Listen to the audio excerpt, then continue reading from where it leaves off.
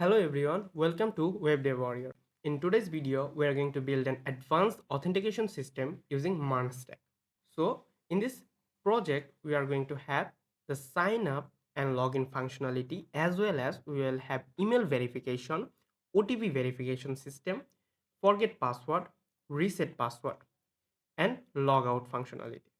We are going to store our user information in Redux and we are going to persist it so that it's not lost after you refresh the page or leave the browser. And we are also going to deploy this full stack project in the live server. So first, let me show you a full demo of this authentication system. So first, here you can see we have a sign up form.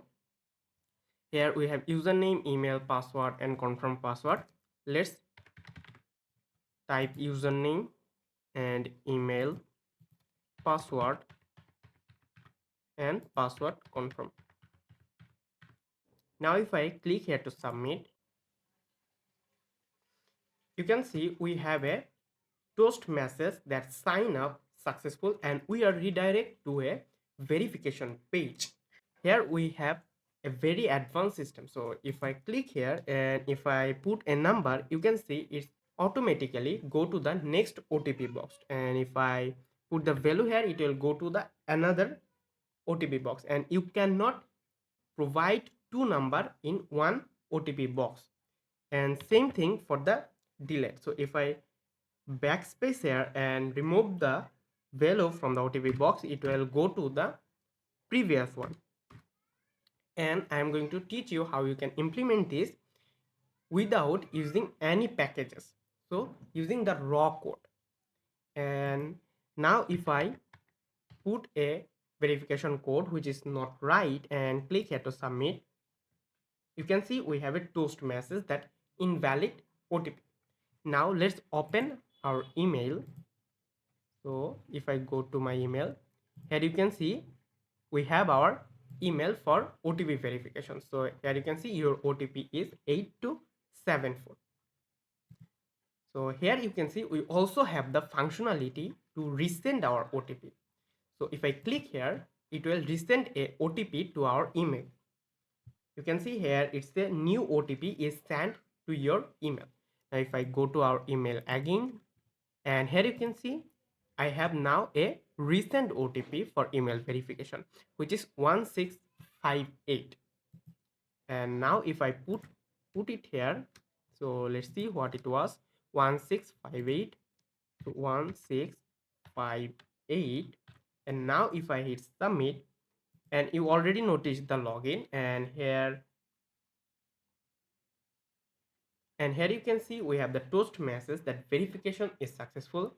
Now here you can see you have the dashboard button, you have a user icon, and here you can see a badge that you are verified. Now how you can log out? So if you click here, it will log out from the application, and now you can see you only have a register button. So let's click here to register, and now login using the account that we created. So here let me put my email, and then the password, and if I click here to submit, you can see we have a toast message that login successful. So we are successfully logging to our application. And if I refresh the page, you can see the information is not gone, it's persisted because we use Redux persist here. And now let's log out again and go to the register and go to the login. Suppose you forget your password, so just click here to forget password. Then you have to provide your email. So let's provide email. First let's provide a wrong email.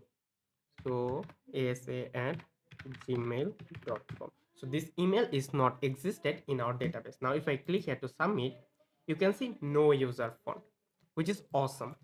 Now let's use our right email, so gmail.com, and now if I click here to submit,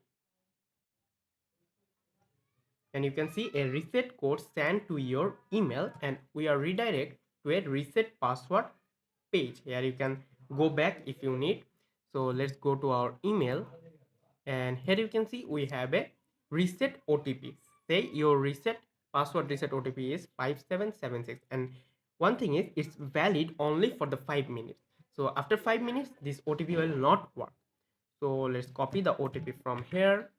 Let's go to our project, enter the OTP, enter the new password, confirm the new password, and click here to change password. And as you can see, password reset successful. Now let's log in with our newly resetted password.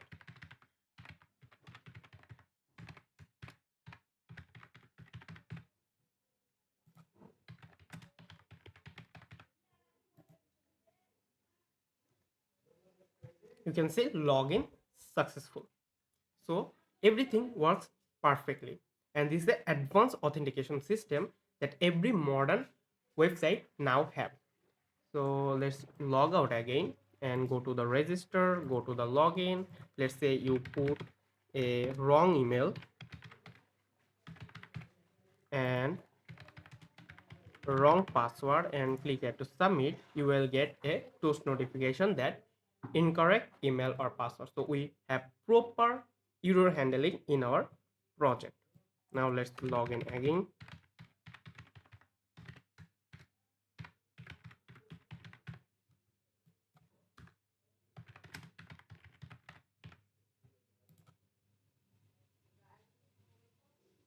So we are logged in now. So everything works perfectly, and the authentication system have a lot of features like reset password, forget password, email verification, OTP verification, a lot of things. And in this video I am going to teach you everything from scratch, and I'm going to teach you how you can set up your backend and create APIs for authentication.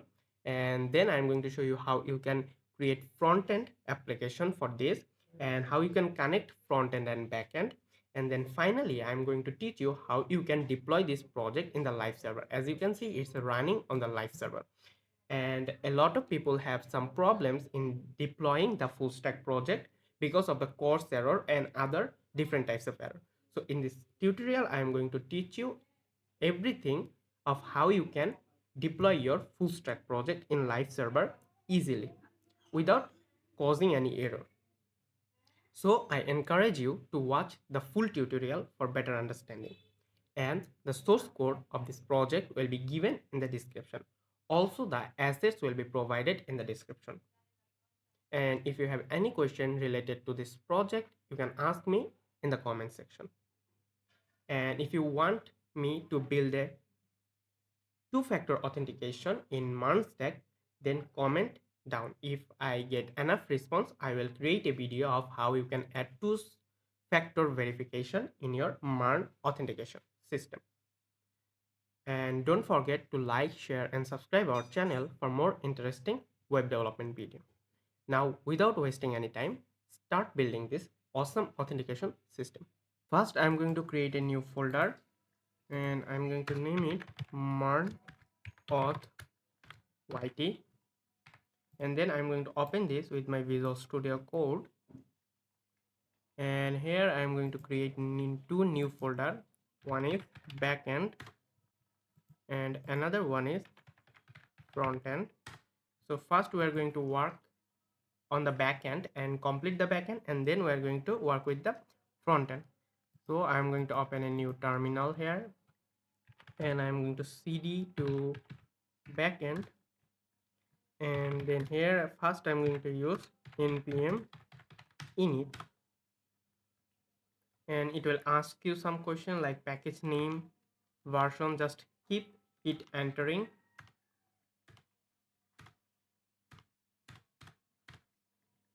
So now we have a package.json file. Next we are going to install the necessary packages for this project. So I'm going to use npm I, and the first one is bcrypt.js. This one is to encrypt our user password. Then we need cookie parser,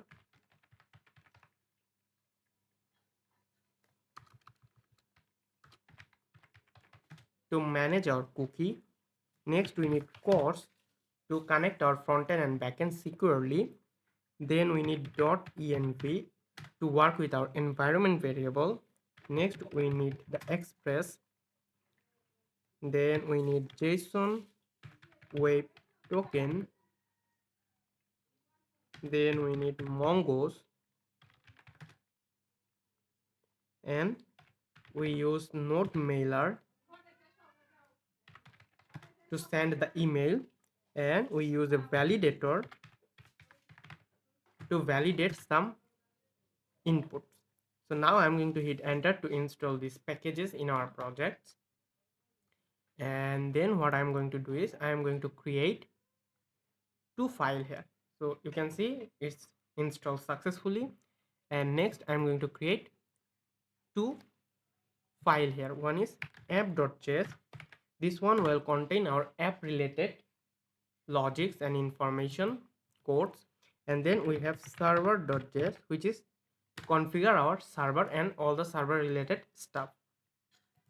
And then go to your package.json and remove this and make it a start command. And you need another package which is nodemon. If you don't have nodemon, you can install it. So nodemon will always check our file. So if we save the file, it will run again. We do not need to manually run our project. So nodemon server.js. So server.js will be our entry point. So let's hit enter, hit save, and now let's go to the server and use a console log, like console log hi from the server. Now if I save and run our project using npm start, you can see we have hi from the server. And if we change here like backend server and hit save, you can see nodemon automatically run our program. So we do not need to manually run our program all the time using the node server.js. So next what we are going to do is let's go to the app, and here first I am going to import our express. So express require express, and then we are going to import our course require course. And next we have cookie parser. So const cookie parser require cookie parser. And then what I'm going to do is I'm going to create an app using our express function. By calling the express function, we will get an app. And then first we are going to use app.use, and then we are going to call our cookie parser. So this is called the middleware function. The middleware function runs middle of the request response cycle. So after the cookie parser, we are going to use app.use and then course, and here we will have an origin. So we're going to put here our front-end origin. So for now let's use http://localhost 3000. So we are going to run our front end in localhost 3000. That's why I am adding it here in the origin. So when we deploy our project, we will have another front end URL, and we're going to add this here. For now, let's add just the localhost, and then we're going to use the credentials to true. So by doing this, the backend will receive the cookie from the front end. So after this, we will have a app.use express dot json, and the limit will be 10 kilobyte. So this one is to get our body request body information from the front end. So suppose you have a form and you send data from your front end to backend. This express.json is responsible for receiving this information in the request.body format. So let's now, for now, we are going to export this. So module dot exports equal to app. So export the app. Next, go to your server.js, and in server.js first I'm going to import Mongo's require Mongo's, and then we're going to import our .env from, not from, require dot env. So this will manage our environment variable. So for the environment variable, let's create a file here which is config.env. So for now, let's use node env. So node environment, this one will be development. But when we deploy our project, we are going to change this to production. So now we have a environment variable here which is node env. Now let's go to the server, and here we're going to use .env .config, and then we are going to need to provide the path which is /config.env. Now if I, let's say, console log process.env node environment, and you can it's saved. Here you can see we have our development.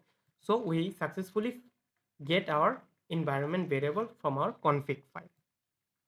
So in the config file, we usually store our important information that we don't want to leak for the user.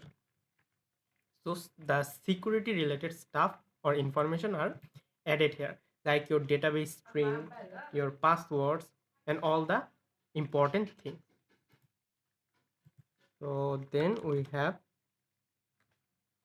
so here we are going to connect our Mongo, our application to database. So we are going to use MongoDB database. So now let's go to your browser and search for MongoDB Atlas, and then go to their website, and then sign in for free. I already have account, so I'm just going to log in here. So if you don't have any account, you can create one for free. You can use your Google authentication or GitHub authentication.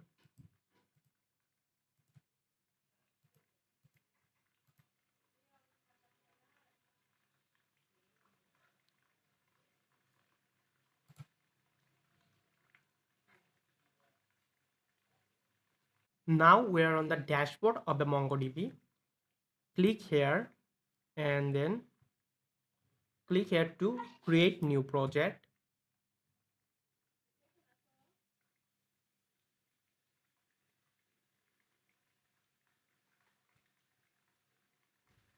Then give the project a name, MERN Auth YT, and then click here to next.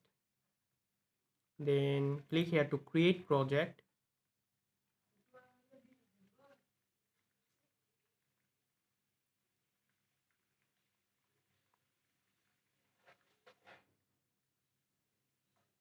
Then click here to create a cluster.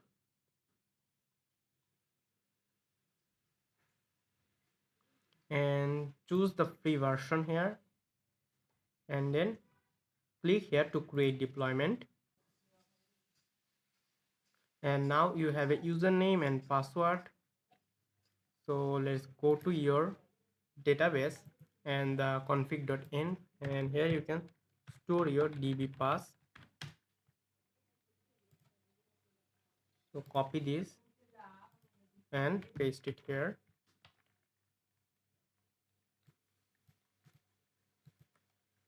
And now click here to create database user, and then click here to choose a connection method, and then use these drivers because we are using the Node.js. So click here. Now here we have our database string. Just copy this and go to your database, and here create a environment variable which is db, and then paste the string. And here after the .NET dash slash add auth. So that's it. Now click here to done, and then go to the network access and click here to add IP, and then click here to allow access from anywhere, and then confirm. So it's active now. So that's it here for this database configuration. Now let's go to your code and go to the server.js, and here we're going to use our mongoose dot connect, and we are going to pass our, so let's create a variable called const db, which will be process dot end dot db. So here if you can see we have db for the db database string. Now we are going to pass this db here, and then dot, then we're going to use a callback function. We're going to console log db connection successful, and if we catch any error, so dot catch, then we are going to console log the error. So console log the error. So that's it.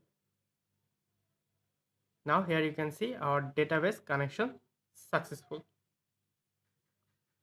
So we successfully connect our data, and next what we are going to do is we are going to add a port in our environment variable. So port will be 8000. So we are going to use 8000 port for this project. Now let's go to the server, and here we are going to get our port using the process dot env dot port, and if this is not defined, then we are going to use 3000. And next what we are going to do is we are going to use our app dot, so let's see, we do not import the app, so let's import it. So const app is equal to require, and this is from dot slash app. So if you see, we export our app here. So now here app dot listen, so we are going to listen for the port, and then we are going to use a callback function and console log app running on port. So here you can see we use the template literal so that we can use a variable here. So here the variable will be port. So now if I hit save, here you can see app running on port 8000 and database connection successfully. So our database connected successfully. We configure our app file with the middleware, and we have our environment variable. Now let's connect our database to MongoDB Compass. So if you don't have this app, you can install it for free. So this one is easy to manage our data here. So let's go here, click to add new connection, then copy the connection string from here. So copy this and paste it here, and then click here to connect. So it's connected successfully.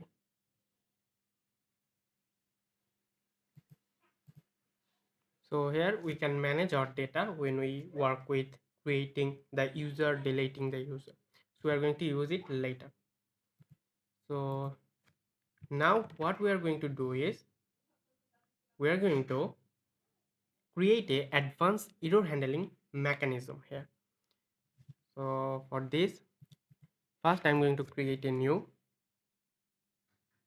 folder called utils, and in the util folder first we are going to have a catchasync.js.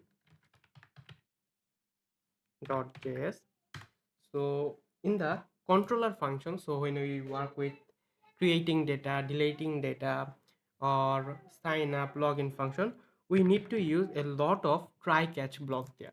So to avoid this, we are going to use this catchasync function that will catch the error and send it as a JSON object. So we do not need to use this try catch block again and again. So here we just need one line, which is for first we have to use a module dot exports, and here we are going to receive a function, and then we're going to return a request response next, and then call the function with request response and next, and then catch an error and call the next middleware. So this is the simple code to avoid the try catch block in our controller. So that's it. Next, what we are going to do is we are going to create a app error dot js file, and here first we have a class app error which will extends the error object. So when we use all of this in our actual coding, like creating the user or sign up sign in process, you can see how this is helpful.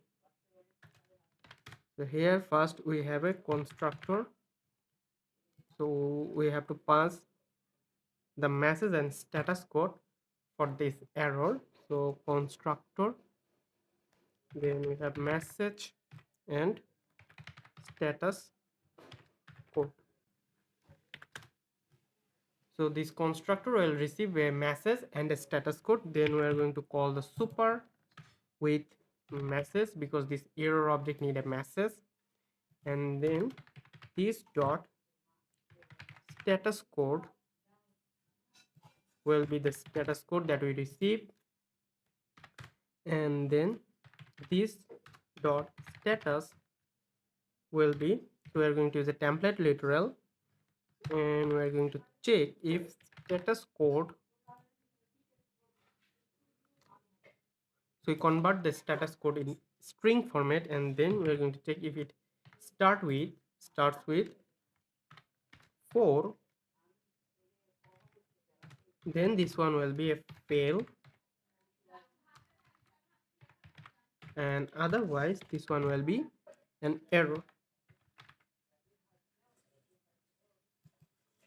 And then what we're going to do is we're going to use error dot capture stack trace and pass this comma this dot constructor, this dot constructor. That's it. So this one is helpful to trace the error. So this will give you the URL and the file where the error is happen. So that's it. This is it for. Then what we are going to do is we are going to create a controller folder here, controller, and in the controller folder we are going to have a error controller.js, and this one is basically sending a response to the user when there is a error. So this one will be module.exports, and here we will have an error request response and next, and the error dot status code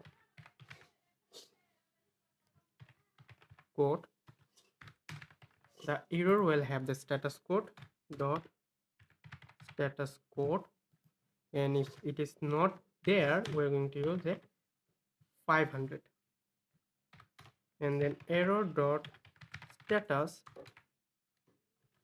will be error dot status, otherwise error, and then we are going to send the response. So res dot status will be error dot status code, and then dot json, so we are sending a json response, and the status will be error dot status, the error will be the error object, the message will be error dot message, and the stack will be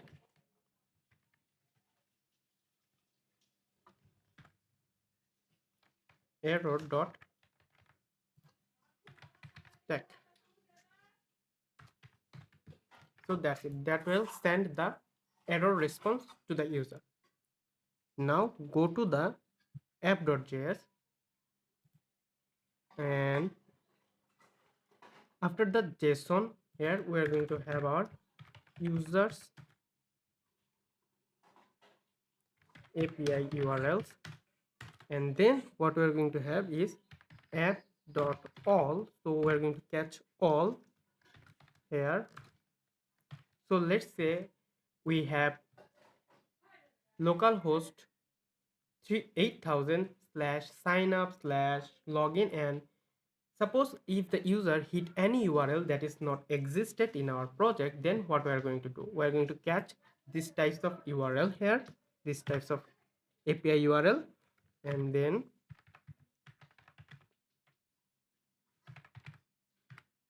we are going to use our next, and here you can see we are going to use our new app error, so we're going to create an instance, and here we are going to pass a, so if you go to the app error, you can see we need to pass the message and the status code. So let's pass a message. We are going to use a template literal, and this one say can't find rec dot original URL, that means the URL the user requested is not found on this server, and then we have to pass a status code which is 404, and that's it. This will handle the error and send the error response to the user, and then we will have a global error handling that we created in our error controller. So here we will have app.use, and first import this, so const global error handler require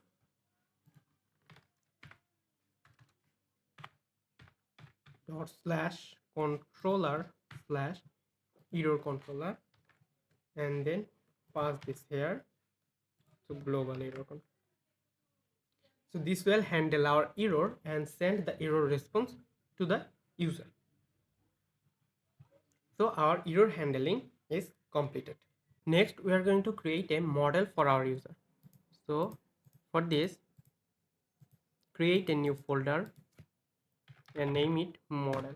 And inside this, create a user model dot js.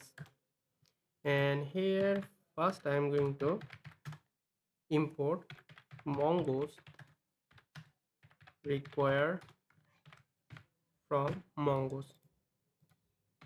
Then we are going to use a const user schema will be new mongoose dot schema,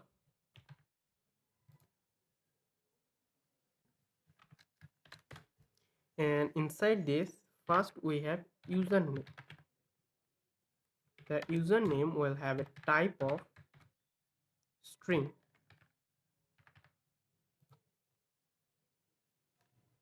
and this one will be request. So required will be true, and the message will be please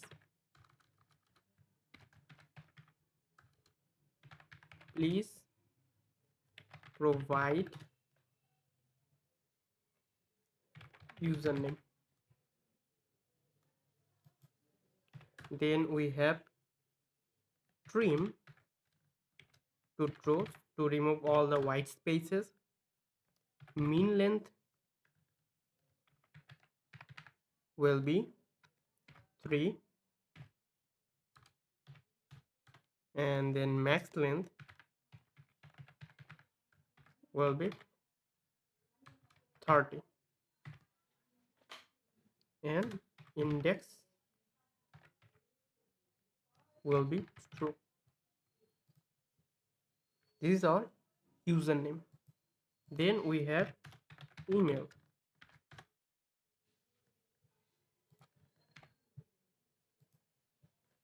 The email will be a type of string. Then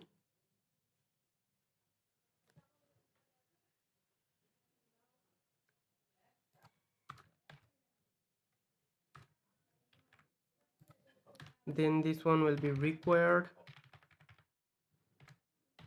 true, and the message will be please provide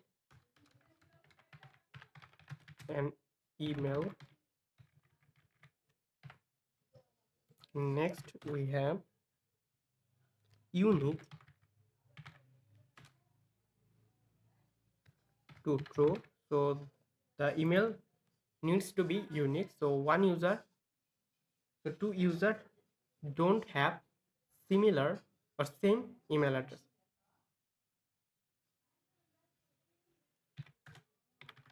Lowercase true, and we're going to use a validate function. So validate, and here we are going to use the validator that we installed previously. So const validator equal to require validator, and here in the validate function we're going to pass validator dot is email. So we are going to check if the email format is okay. If that is not the case, then we are going to pass a message, please provide a valid email. And after the email we have password. Password will be a type of string, and required will be true,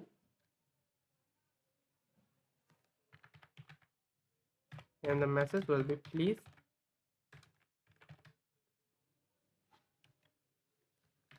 provide a mass password. Then the mean length will be 8 and select will be false. So we don't want to show the password in our response. So that's why we use select false. And next we have password confirm, which is type of string,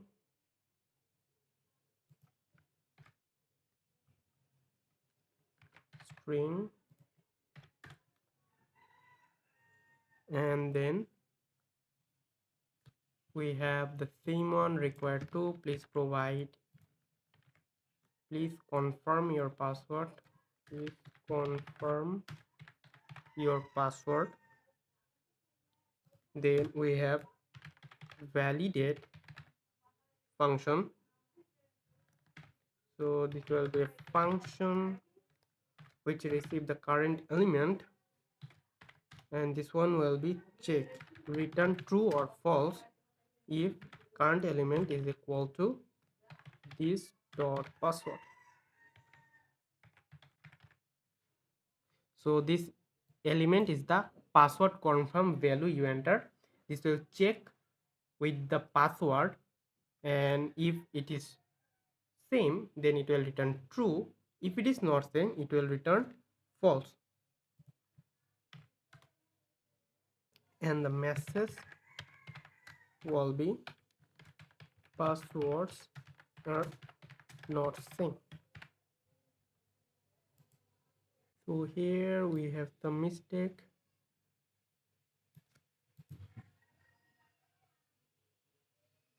Let's cut this one. In the validate we will have first a validator to paste this, and this one will be inside validator. The validator will be a function, and then we have the message. So that's it. This is the password confirm. Then we have the is verified property. So is verified,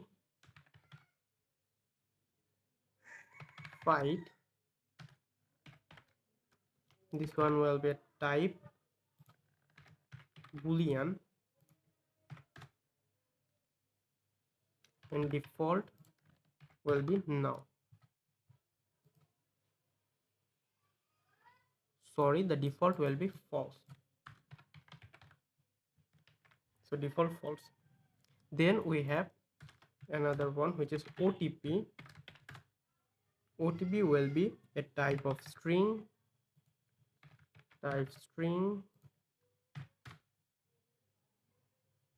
and default will be no.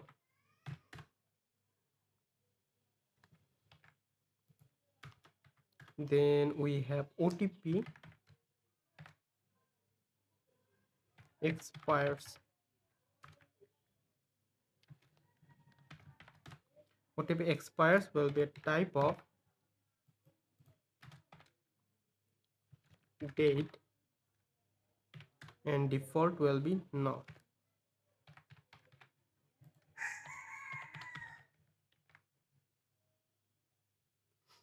Then we have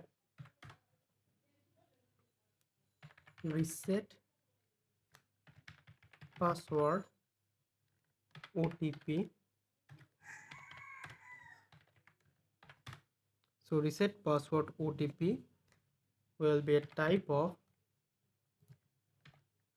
string, and the default will be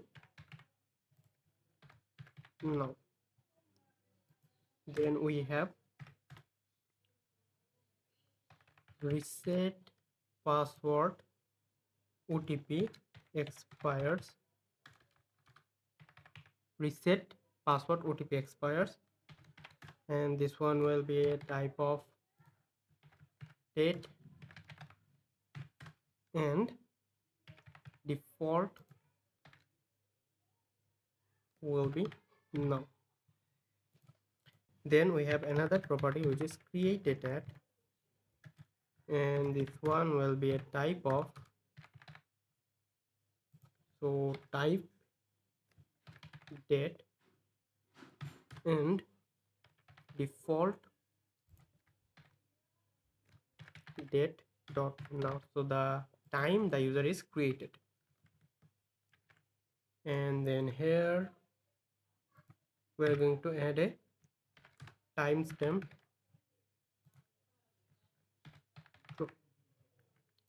So this is our user model. So here you can see they have username, email, password, password confirm, is verified, OTP, OTP expires, reset password OTP, reset password OTP expires, created. And if you want to add any other elements for your user, you can do it here. Next, what we have const user will be mongoose dot model, and this one will be user, and we are going to pass our user schema. And then we are going to use module dot export, and we are going to export our user model. So this is our user model. Now we are going to create the controller. So in the controller folder, I'm going to create a file called auth controller.js. Now inside our auth controller, we are going to create the function for our sign up, login, reset, forget, and for everything. So first let's export a function which is sign up, and here we are going to use our catch async to catch any async error. And inside this we will have our async function. We're going to use rec, raw, rest, and next, request, response, and next. Now inside this we first extract email, password confirm, and username from our request dot body.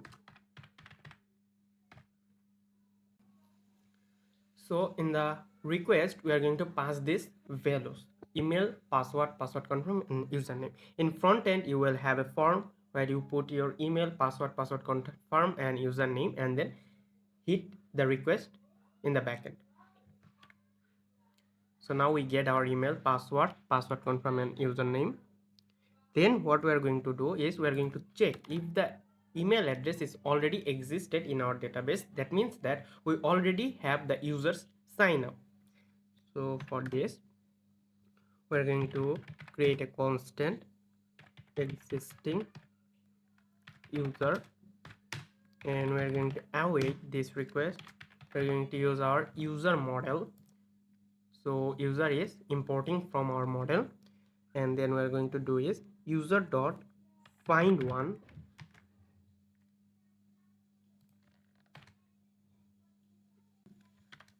and we are going to find based on the email. Now if the existed user exists, that means the user is already signed up. So we are going to check if the existed user exists, then we are going to return next, and we are going to use our new app error.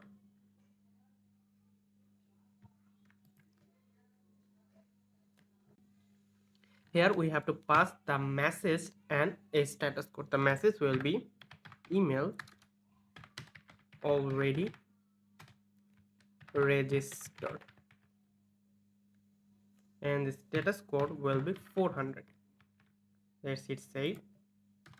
And then we're going to create a OTP, because when a user sign up we are going to send a OTP to their email so that they can verify their account.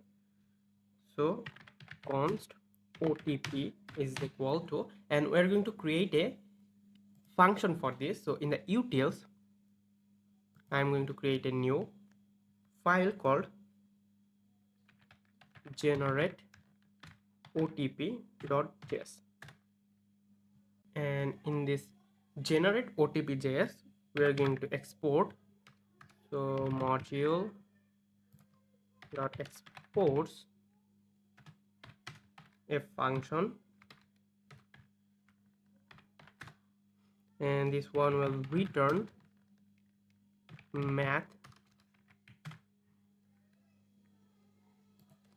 dot floor,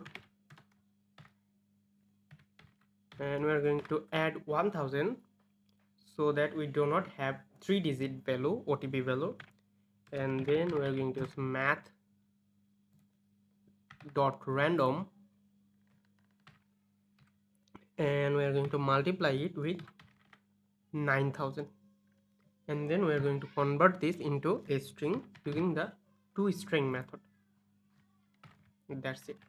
So this is our function to generate OTP. Now go to the auth controller, and the OTP we are going to call our generate OTP. That's it. Now we are going to create a OTP expire. So const OTP expires, and this one will be date dot now, multiply it with 24 into 60 into 60 into 1000. That means this is will be 1 day. So this one will be 1 day. So after 1 day the OTP will expire. And then what I'm going to do is I'm going to create a new user. The new user will be await user dot create, and then inside this we are going to have our username, then we have our email, password, and then we have password confirm, OTP, and OTP expires. So this is our new user. Now we have the new user. Now what I'm going to do is I'm going to create a response function that we are going to send to the user, and this response function will configure our cookies, our token, and all of the other things. So let's create it here.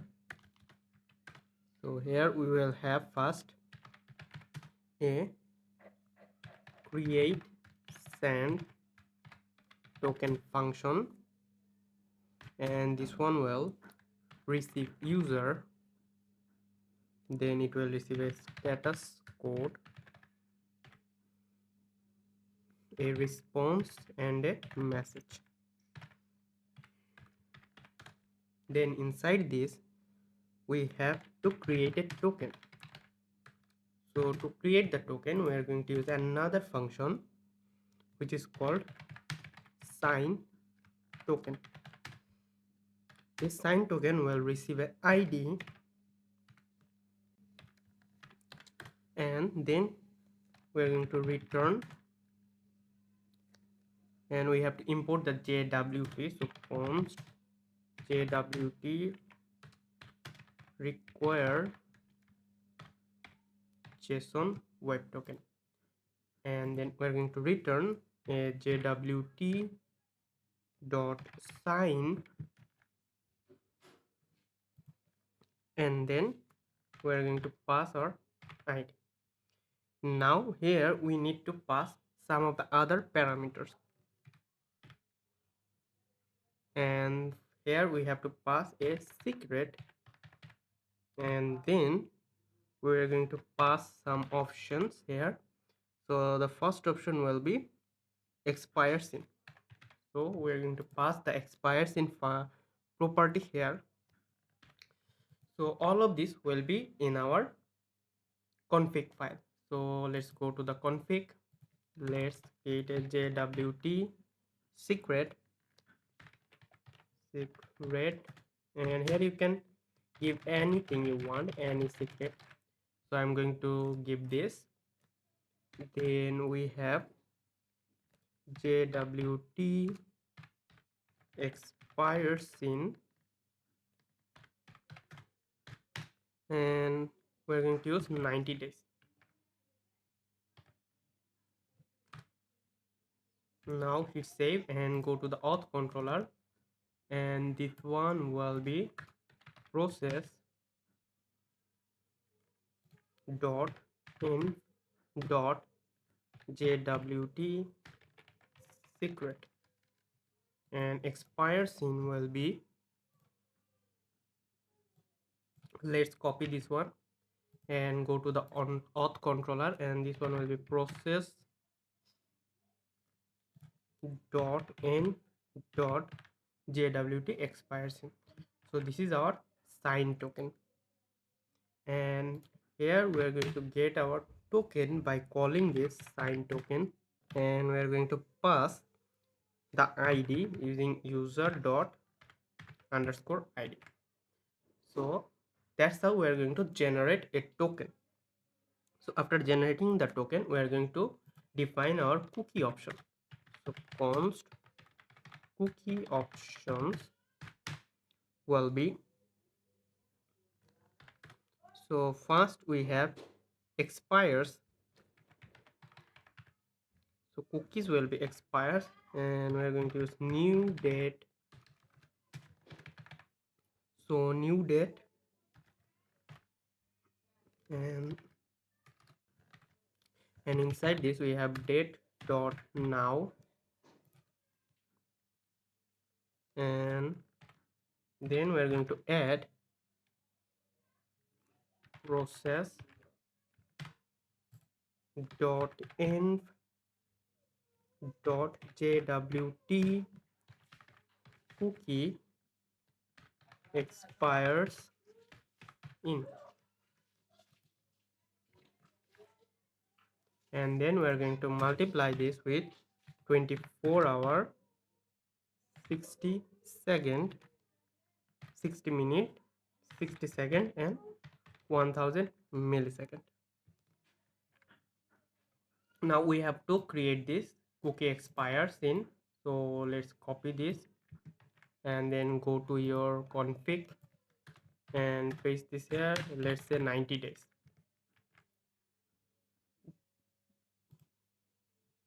Next what we have is, after expires we have http only, http only will be true, and then we have secure, and we're going to check the process dot in dot node end. So we're going to check the node environment. So if this is production, so in the production, if it is production, that means this condition will be true, and in this case the secure property will be true, otherwise it will be false. So we only secure this, only secure in production. So after the secure we have same site, and here we are going to again check for this. So let's copy this one and paste it here. If this is production, then the same site will be none, but if this is in development mode, this one will be lax. Now I'm going to hit save.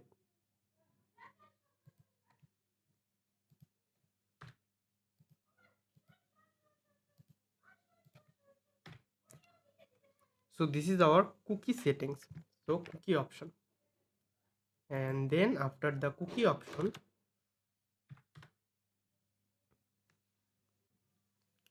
we will use res.cookie, and the cookie will be token. Cookie name will be token, and we're going to pass the token that we generated, and then we have cookie options. That's it. That's how we send cookies in our project. Then what we need to do is we are going to use user dot password undefined. So we are undefining the password because we do not need to send the password to the response so that user can see the password. We do not need that. We don't need to pass the password as a response. That's why we are making it undefined. Also, we don't want to send the password confirm as a response, so we are going to make it undefined also.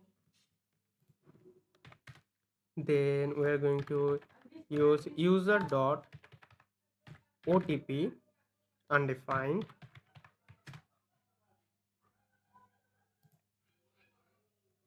and finally we are going to send the response. So res dot status, and then we have status code that we receive dot JSON, and the status will be success. Then we have message that we pass here. Then we have token.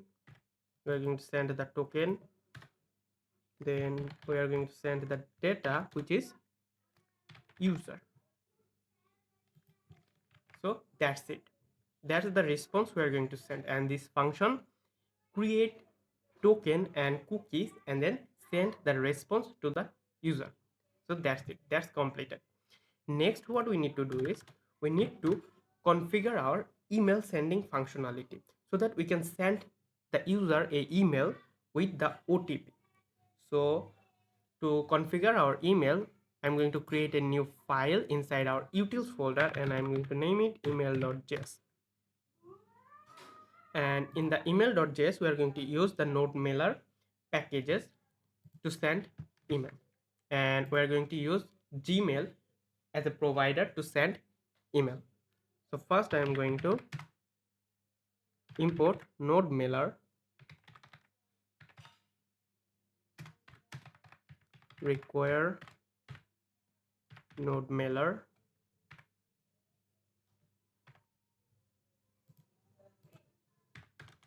and then I'm going to create a function called send email.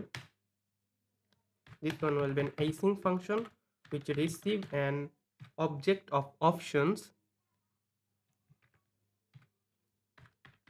and then here we are going to create a transporter. So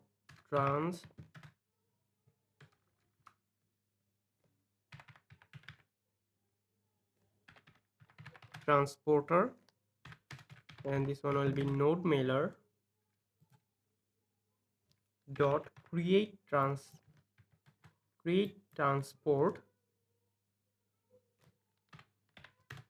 and here we have a service, and we are using Gmail services. So service will be Gmail, and then the auth, so we need to provide authentication here. So then we have here user and then pass. Now the question is how you can get the user and password for this. So to get the user and password, you have to go to your browser and the email that you are going to use to send the email. So I'm going to use this email for this case. Now click here and then click here to manage your Google account. Then in the search bar, search for app, and then you can see here we have a app passwords. So click here, and here you can see I already have one app created. So let's create another one. So MERN auth YT, Now click here to create, and here you can see they give you a password. Just copy this one and go to your environment variable, and here let's say email pass, and add this. Now click here to done, and let's use email user, which will be my email address.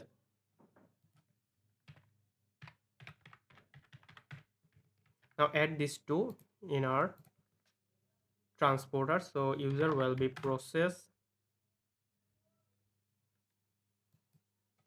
dot env dot email user, and the password will be process dot n dot email pass.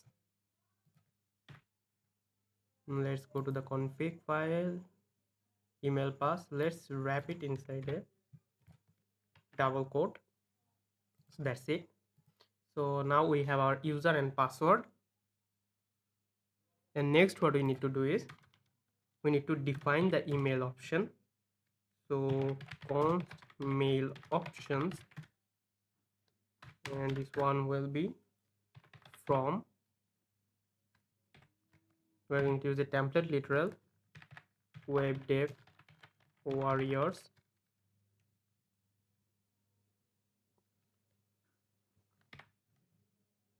and we're going to wrap this inside a double quote, and then we're going to pass our email.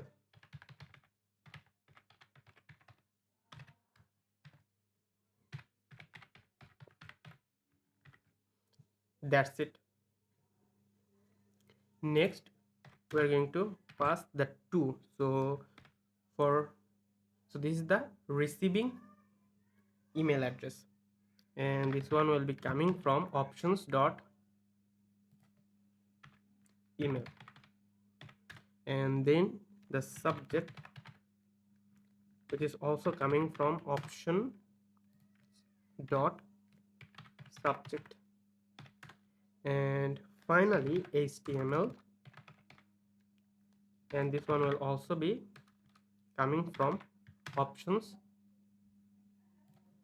dot HTML. So these are mail options, and the third step is to actually send the mail. So for this we are going to use await transporter dot send mail, and then the mail options, and then we are going to export this send email function. So here export the module dot exports send email, and that's it. So we configure our send email functionality. Now let's go to your auth controller, and here so far we done is we create a function to generate the token, we create another function to create token and configure the cookies and send the response to the user, and we have a function sign up function where we generate a new user. So now what we are going to do is, so here it created a new user in database. Next we need to send the response, and here we are going to do is we are going to use a try catch. So try catch, and in the try block we're going to await, and we're going to send a mail. So send email, and this one is coming from our utils and email. So here you can see utils slash email, and in send email we're going to pass some options. So first one is the email, so the receiving user's email. This one will be new user, so new user dot email, the user that we created now. and we're going to send the email to this user. That's why we're using the new user email. And then we have subject will be OTP for email verification. OTP for email verification. Then we have HTML, and let's use h1, and then your OTP is, and then pass the OTP. That's it. So this is how we send the email.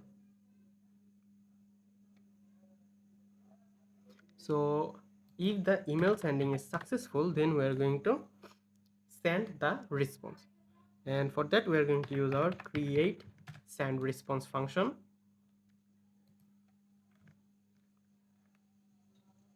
So create send token, and here we are going to pass our new user.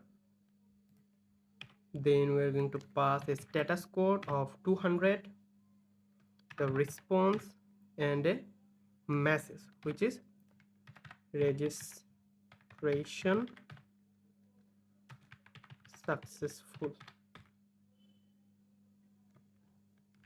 And that's it.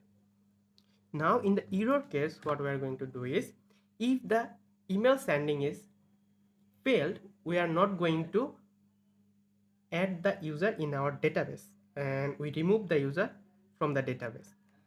For that we are going to await user dot find by id and delete,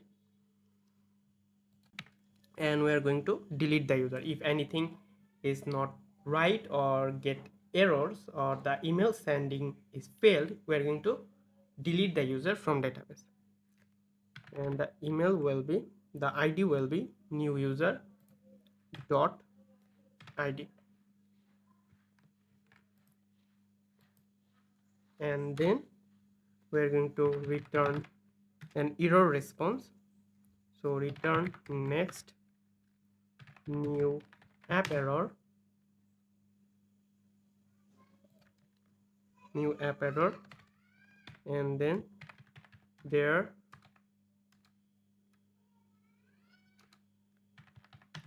is a error sending the email, try again, and the status code will be 500, and that's it. So our sign up function is completed. Now let's test it if there is any error in our code. So we're going to test our APIs in Postman. So if you don't have Postman, you can install this for free. Now I'm going to open my Postman. So in the Postman, I am going to create a new collection, blank collection, and I'm going to name it MERN Auth YT, and then here let's test our. So before testing, we forget to add the route for this. So if I go here, so this is just the function, the controller function. So we need to define a route. By going to that route, this function will be executed. So that's why we need routes. Now let's set up the route. For this, in the backend, I'm going to create a new folder called routes, and inside this I'm going to create user routers.js, and in this folder first list require the express. So express require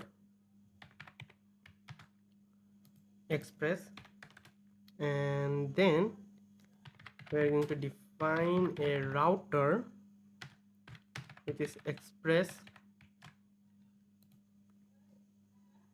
dot router,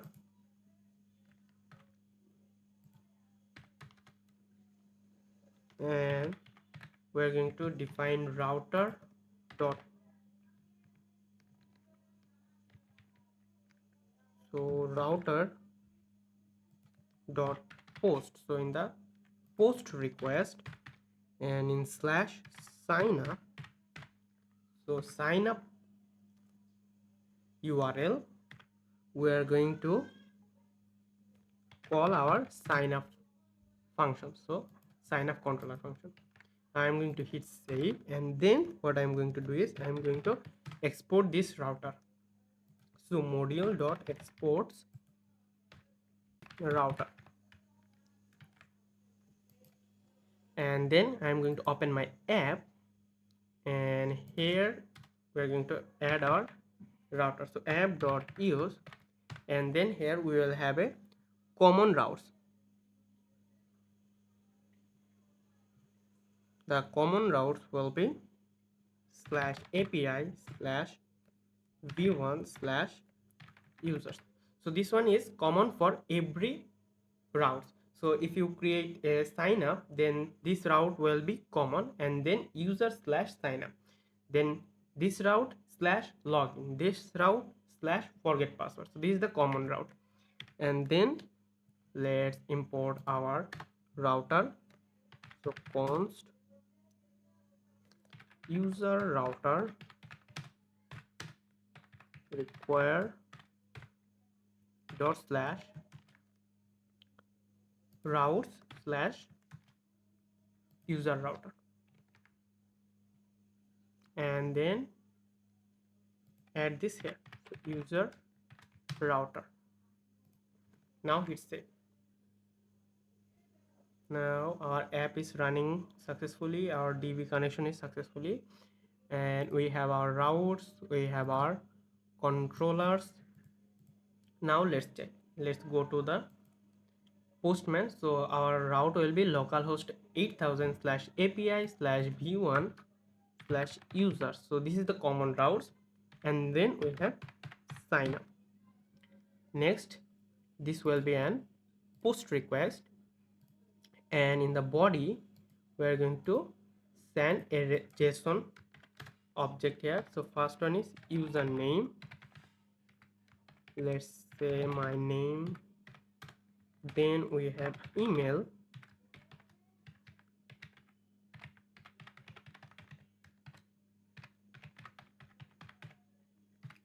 then password,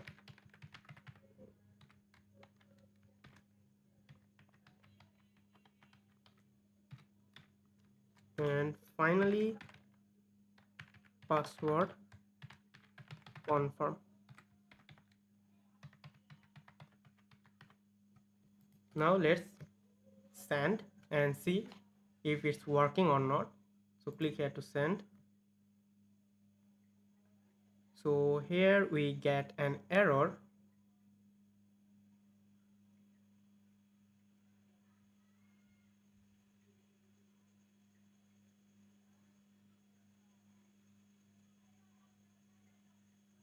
So we have some error in our OTP expires. So let's see what happened. Let's go to your auth controller. Here we have a mistake, so this one will be plus. So now let's go to our postman. Now if I click here to send,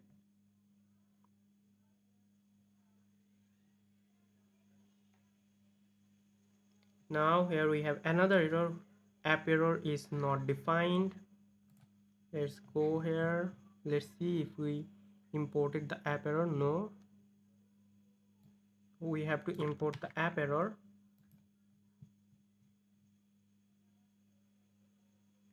Let's go to the utils app error, and here we forget to export the app error function. So module dot exports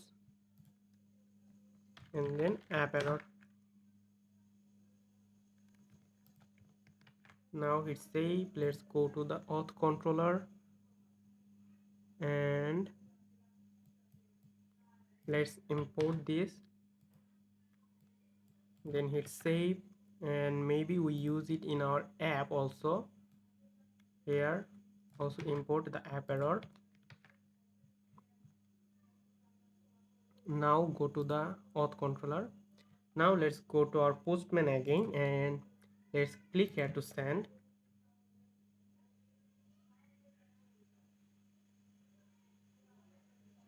And there is an error sending the email. Something is wrong in our email. So let's see what's the problem. Let's go to your email.js.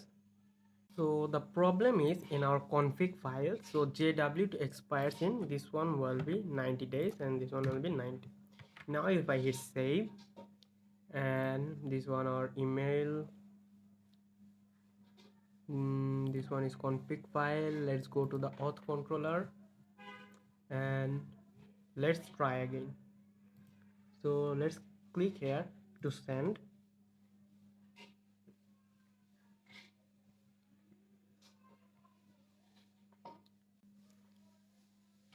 Now you can see it's successful. The status is success. The message is registration successful. We have the token and we have the data. Username, email is verified false. OTP expires. Reset password. Reset password OTP expires. ID created and updated. So that is awesome. Now let's go to our email and see if we receive any email or not.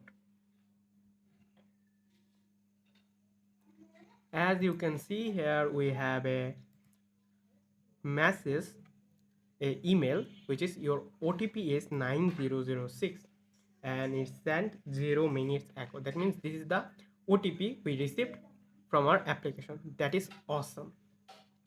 So we successfully created a user in our authentication system. Now if you go to your MongoDB Compass, and here you can see now we have this auth. Click here, go to the user and refresh. Here you can see we have one item, but here you can see there is a problem.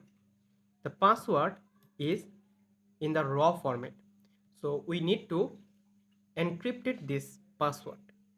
Otherwise, if your database is exposed by someone, they will get all the password and email addresses, which is very dangerous. That's why we need to encrypt our password in the database.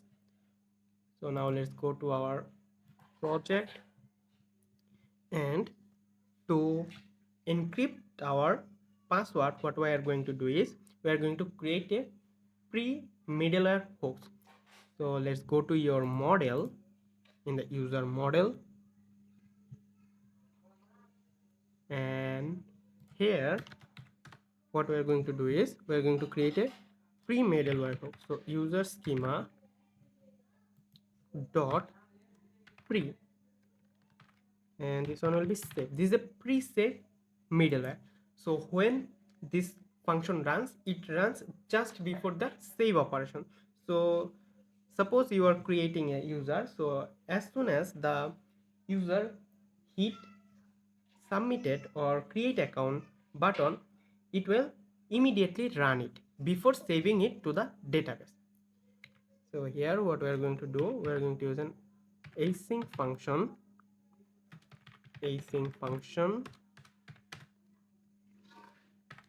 and we will get the next, and then inside this we are going to check if this dot password, and here we will get the current password here.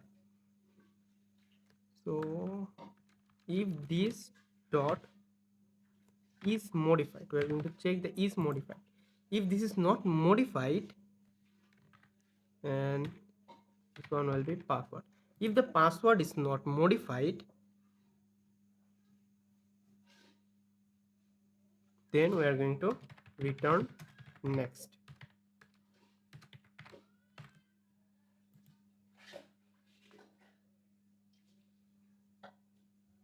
That means if we try to modify our password, then we do not need to encrypt our password because it encrypted previously. We just modifying the password. But if that is not the case, then we are going to use this dot password equal to await, and here we are going to import our bcrypt function. So const bcrypt, and it is required from bcrypt.js, and here await bcrypt dot hash. We're going to hash the password, and the value is this dot password, and then a salt value. This means how strong the hashing will be, and 12 is the standard value here. And then before saving, we're going to make our password confirm to undefined. So we do not need the password confirm here because we already saving the user in the database. That means the password and password confirm are same, and we already checked that. So we do not need to push this to our database. So we are going to make this undefined, and then we are going to call our next method. That's it. Now let's go to the compass, and for now I'm going to delete this, and then go to the postman, and let's click here to send, to create a user. If I click here to send, you can see the user created successfully here. And if I go to my email, you will see the OTP is sent successfully here. So here you can see we have the new OTP, which is 9624. And now let's go to our database, and if I refresh here, now you can see the password is in the encrypted form, and we don't have the password confirm here. That's it. Awesome. It's really awesome. We created a user, and we already sent the email to the user with the OTP. That's great. So our sign up function is completed. Next, we are going to create a verify account controller function. So as you can remember, we send a OTP to our user. Now we need to implement the functionality so that the user can verify their account using this OTP. So here I'm going to export a function which is verify account, verify account, and here we are going to use our catch async, and inside this we will have our async function with request, response, and next. And then we're going to get the OTP from our user. So let's extract it from request.body. Now then we are going to check if there is no OTP, then we are going to send a error. So if there is no OTP, we are going to return, we are going to use next here, and new app error, and we're going to send a message. The message is OTP is missing, and then the verification code will be 400. So that's it. Next, what we are going to do is we are going to create a middleware function to get the currently login user. So let's create a middleware function to get the currently login user. So let me do it first, then I will explain what it is. So in the backend, I'm going to create a middleware folder, middlewares. So middlewares, and inside this middlewares function, middlewares folder, I am going to create a file called is authenticated.js, and inside this, first I am going to import the JWT, which is required from JSON web token. Then I am going to create a function which is const is authenticated, and this one will be a catching function. So we are going to use our catching, and then inside this we will have our async function. This will receive a request, response, and next, and we will get the cookie here. So const token, so we are going to get the token from our cookie. As you can remember, in the sign up process we send a cookie to our user, and we're going to use this cookie to get our token. So we're going to check if request dot cookies dot token, and or it will be in request dot headers dot authorization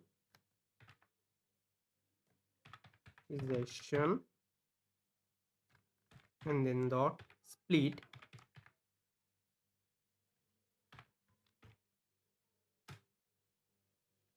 and then the first element. So that's how we are going to get the token. So if there is no token, that means the user is not authenticated, because for all authenticated user we are going to send the token as a cookie. So let's handle this case. If there is no token, then we are going to return next new app error and a message. The message will be you are not logged in.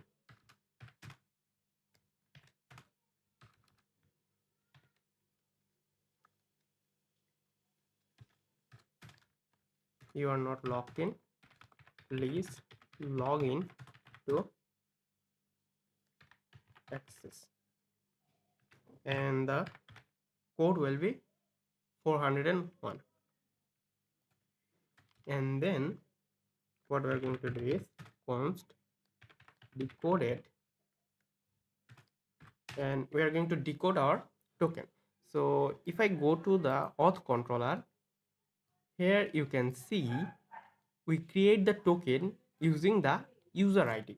So here we pass the user ID, and then we are going to use the sign method in JWT and create a token. So now we are going to decode it and get the ID from the token. So here we have JWT dot verify. It will verify the token,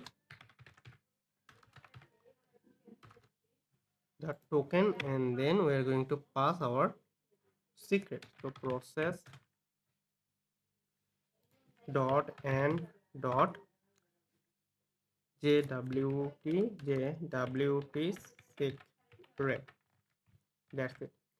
This will give us this will includes the ID of the user of the token. So we decoded it. So process dot end dot JWT secret, and then what we are going to do is we are going to get the current user. Const current user will be await user model. So I'm going to import the user model here. Dot find by ID. We're going to use the find by ID method. Find by ID, and the ID will be decoded dot ID.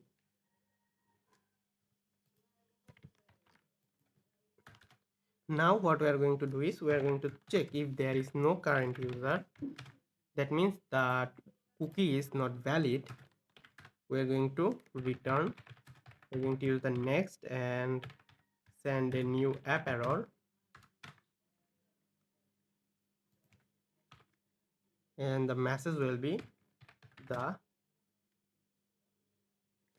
user belong user belonging to this token is does not exist, and we are going to use the 401 code. That's it. And if everything is okay, then we are going to use our rec.user, and we are going to set our current user, and then we are going to call the next medallion function. Now how this will work? So to explain how this works, let's go to the routes, user routes, and then here we are going to create a router dot post, and this one will be for login, not login, verify account, and this verify account, let's just say verify, and then when this route will get hit, the first function will run is authenticated.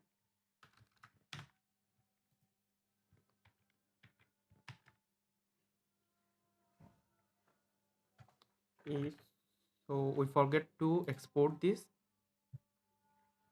so let's export this function. So export module dot exports is authenticated. Let's save this.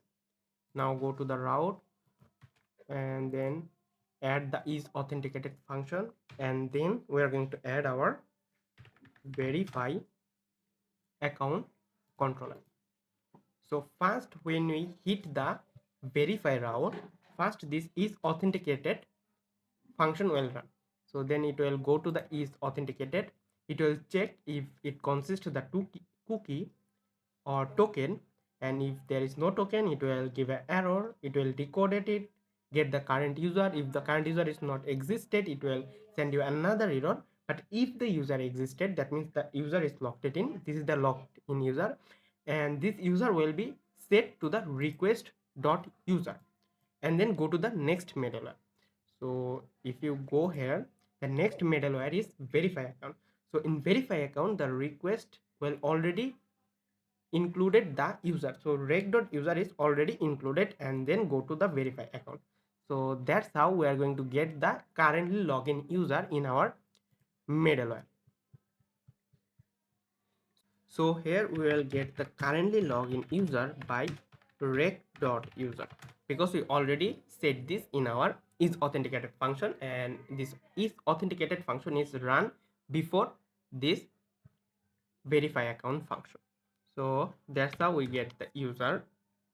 Next, what we are going to do is we are going to check if user dot OTP, so the user have the OTP, is not equal to the OTP user provided us.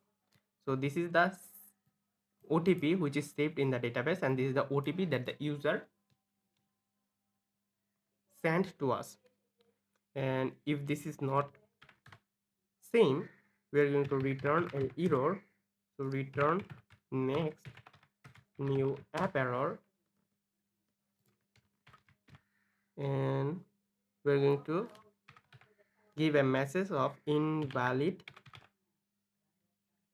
OTP, and the code will be 404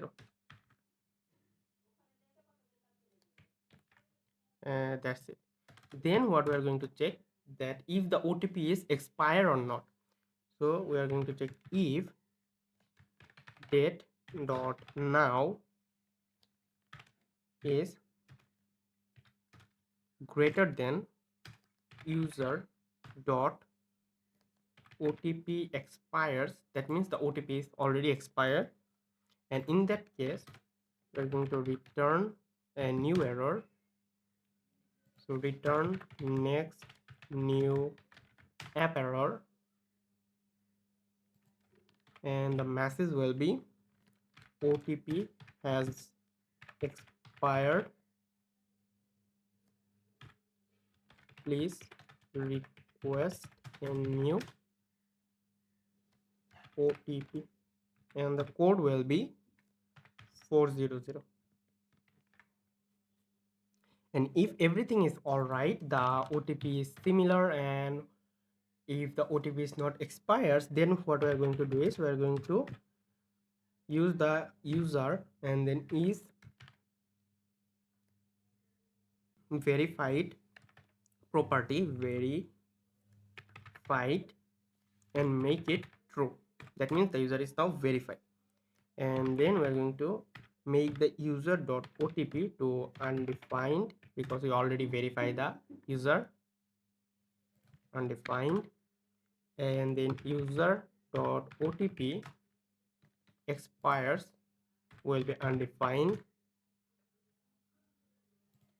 Now we are going to save our user, so await user dot save, and then the validate before save, validate before save will be false. And then what we are going to do is we are going to send the response to our user. So let's save the user route. So we are going to use our create send token. So create send token, and we are going to pass our user. The status code is 200. We're going to send the response, and the message is email has been verified. That's it. So this is our verify account controller function. We already add this in our route also. Now let's test if our verify account function is work properly or not. For this, I'm going to open my Compass and I'm going to delete the current user. So let's delete it. Then let's go to the Postman, and this is our sign up function. Let's go to the body, and we already have the username, email, password, and password confirm. So first let's save this. So save in our MERN auth YT and give this a name like sign up and hit save. So these are sign up function. Now let's create the account. So click here to send.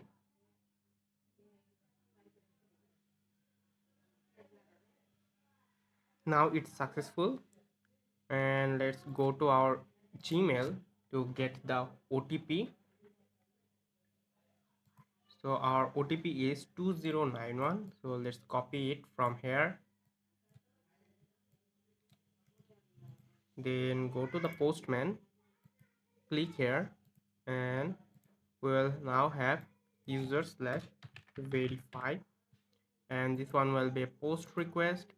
And make sure you in the authorization you use the bearer token, and you can see we already have the token because in sign up and in the response here you can see cookies, so we have the cookie value. So we successfully get the cookie value here, and we need this cookie value in our verify, so that's why make sure the authorization is bearer type. And this one will be a post request. So in the body, in the raw and JSON, we're going to pass our OTP. So OTP is the OTP that we received, 2091. Let's send the response and see if everything works or not. So if I click here to send, so here is an error that secret or public key must be provided. So we have some error. So let's see where the error happened. So go to your project. Let's go to the is authenticate .js, and let's see. So here is the mistake. So this one will be JWT secret. Now if I hit save and if I go to the postman again, so before that let's see, we have database connected successfully. So now go to the postman. If I send the request again, now you can see it's successful and we get the new user, not new user but the verified user, and here you can see the property is verified is true. Now if I go to the database and if I refresh, here you can see we have one user and the is verified status is true. So our application is works perfectly to verify the email. Now let's save this one, and this one will be verify account, and that's it.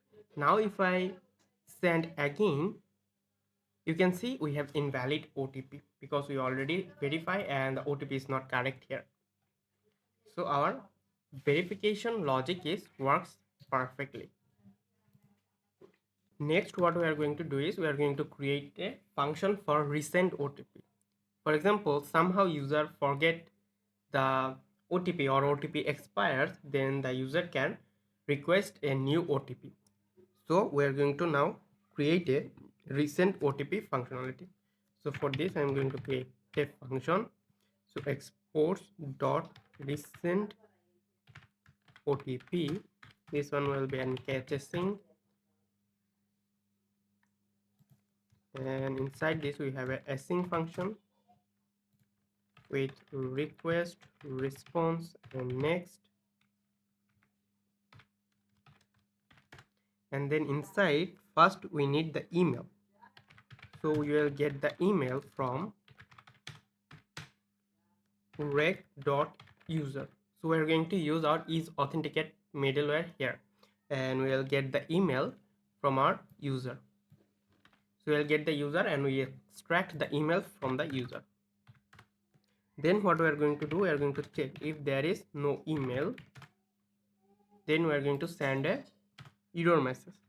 So if there is no email, we are going to return next new app error,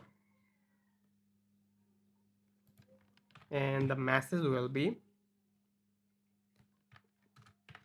email is required to resend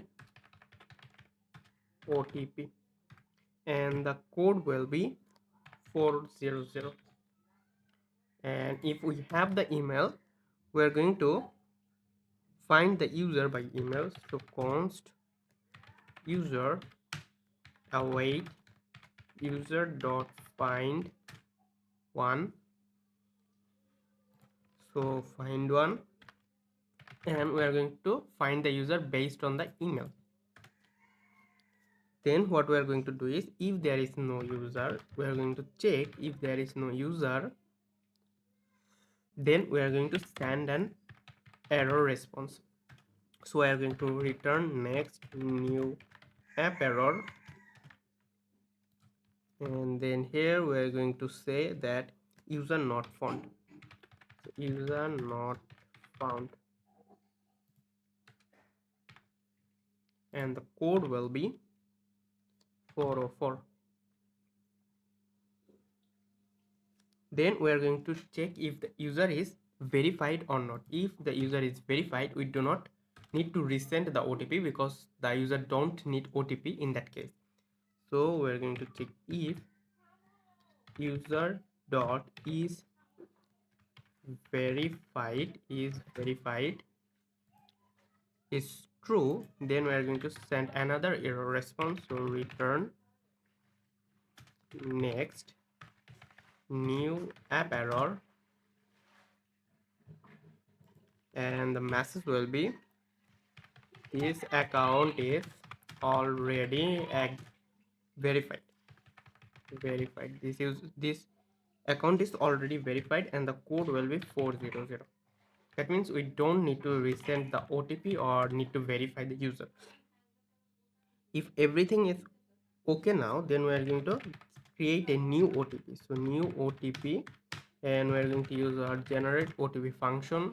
So generate OTP, this will generate an OTP, and then we're going to create a OTP expires. So user dot OTP. So first let's add the OTP. So new OTP to our user dot OTP. So we assign the new OTP to our user OTP, and then user dot OTP expires. We're going to change the OTP expires to date dot now, and we are going to plus 1 day. So 24 hours, 60 minute, 60 second, and 1000 milliseconds. So this is our OTP expires.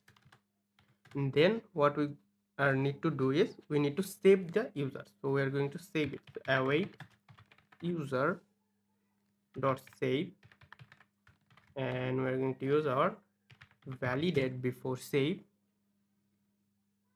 So validate before save to false, and then we need to send a email to our user with the new OTP.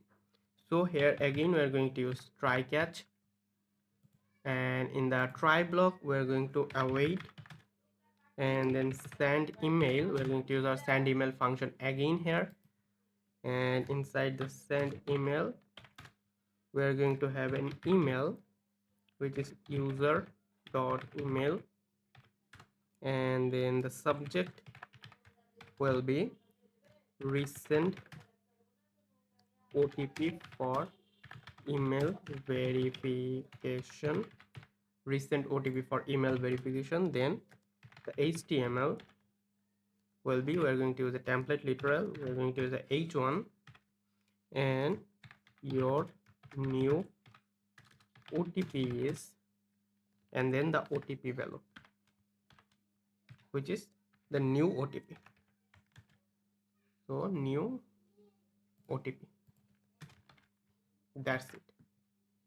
And if the email sending is successful, then we are going to send a response. So res dot status, and this one will be 200 dot, here we do not need to send the token and cookie. That's why we don't use our create send token function here. We just need a simple response to send that says that the new OTP is sent to the email.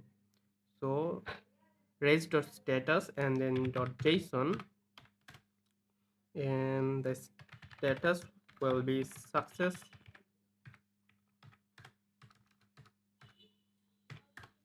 and the message will be a new OTP has sent to your email. That's it. And if there is an error sending the email, what we are going to do, we are going to make our user dot OTP property to undefined, and user dot OTP expires also be undefined, and then we're going to save our user again. So await user dot save, and we are going to use validate before save to false, and then we are going to return an error. So return next new app error, and we are going to say there is an error sending the email, please try again.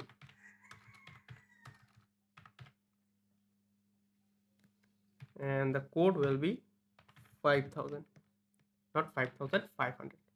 So that's it. This is our recent OTP logic. Now let's add this to our route. So in the user route, we are going to use router.post slash and resend OTP, and we're going to use the is authenticate middleware here, and then we have the resend OTP. Now let's hit save, and now let's go to the postman, and let's copy this one and create a new request here. This one will be resend OTP. This one will be a post request. We need the authentication, so let's use bearer token. We have the token, and we do not need any body here. So now let's click here to send. So the account is already verified, that's why we are getting this. So what we can do is, let's go to your database and the is verified and make it false and update it. Now let's go to the postman again. So you can see our error handling also works perfectly. So this account is already verified, that's why we getting this message that this account is already verified. Now we updated it to false, and now let's check. Now send a request.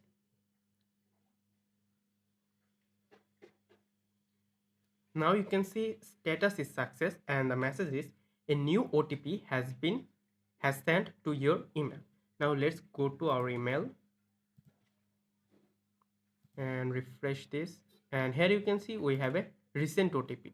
So recent OTP for email verification, and it says that your new OTP is 7811. Now let's copy this one and let's go to the postman and verify account and use the new OTP to verify our account. So paste it here and click here to send. Now you can see it's verified again, and if I go to the database and refresh the page, here you can see is verified is true now. That means our recent OTP is working perfectly. Now let's save this request. So save, this one will be recent OTP.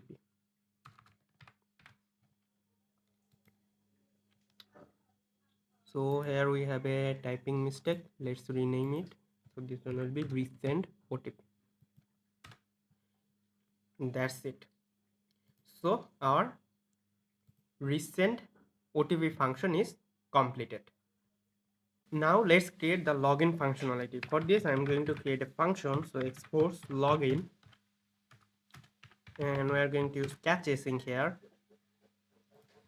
and then inside this we will have an async function, and we will have request, response, and next.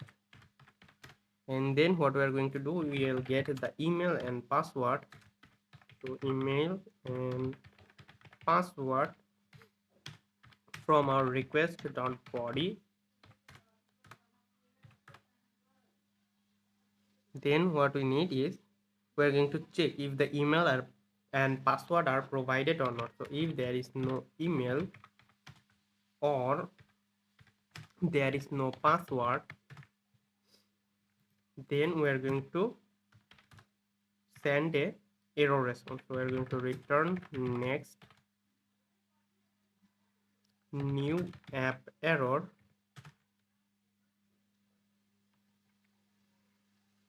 and the message will be please provide email and password, and the code will be 400. And then if we have the email and password, we are going to get the user. So const user will be await user dot find one. Then we are going to find one using the email, and then what we have is we are going to select the password. So dot select, because here we need the password, we are going to select the password. So we are going to use this plus and then password. So this will give us the user with the password. Then what we need to do is, we need to compare the password we receive, compare the password with the password saved in the database. But here is a problem. The password that are saved in the database is in encrypted form, and the password we get here is the normal form.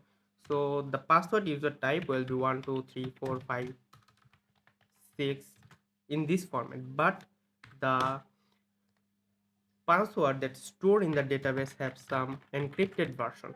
So that's why we need to compare this using the JWT package. And for this, what we're going to do in the model, we're going to create a function, so method. So this method is responsible for comparing the password that the user sent to us and to the password that are stored in the database.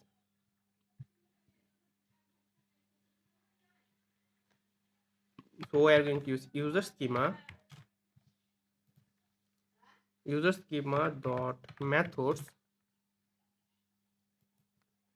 dot correct password, and this will be an async function,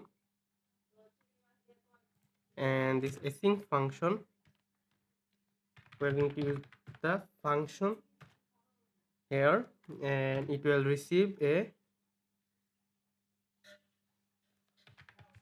password from the user, and we have that user password.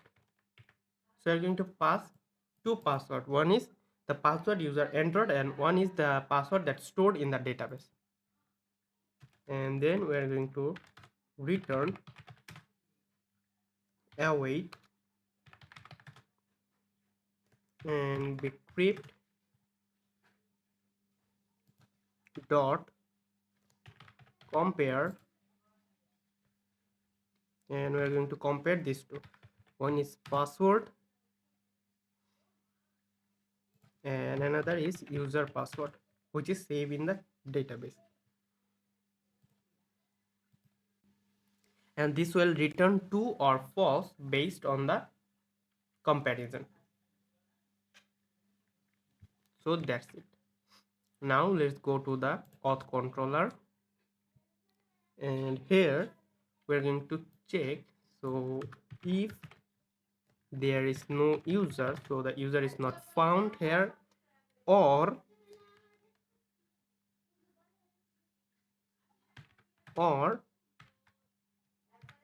the user entered password and the stored database password are not same. So we're going to await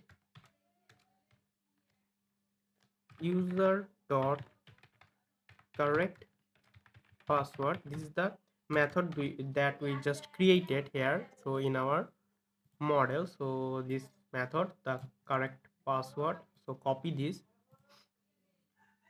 and paste it here, and we have to pass here the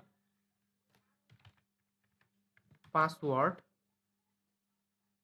that the user entered and the user dot password that is stored in the database, and this will check if it is true or false. If it is false, then that means the password are not same. In that case, we are going to send the error response. So in that case, we are going to return next new app error,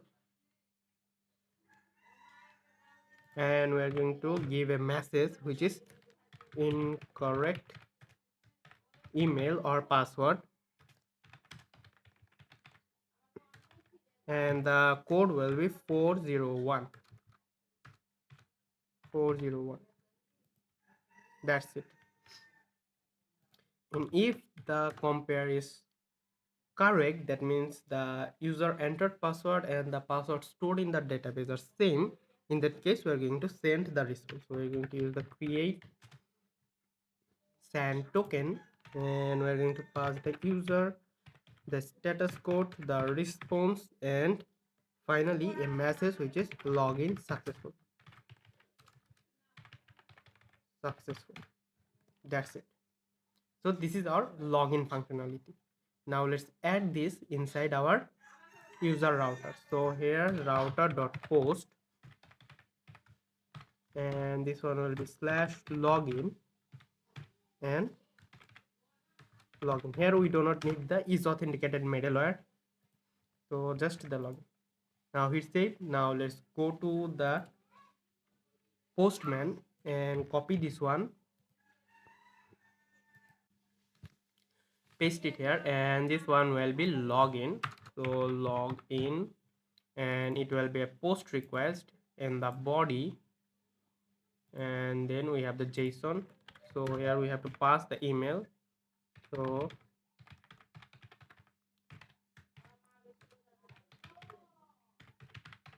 and we have to pass the email and then the password. Let's first give the wrong password and hit send. Here you can see we have incorrect email or password.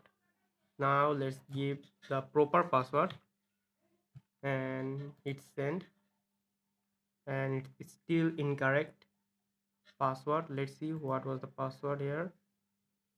So the password is correct, but somehow we are getting the error.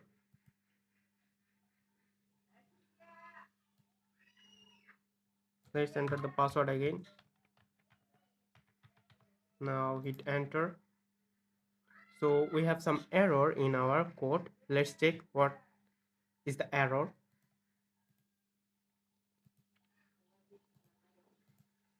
So I find the problem, and it's silly. Here we use comma instead of dot, so this one will be the email. Now let's click here to send. Now you can see we are logging successfully.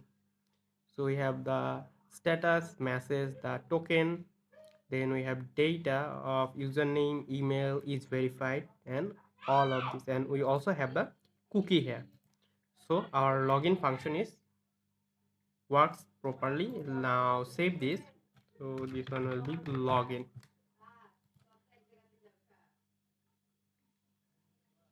So our login functionality is completed. Next, let's create the logout functionality. So for this I'm going to use exports.logout, and we're going to use catch async, and inside this we will have the async function,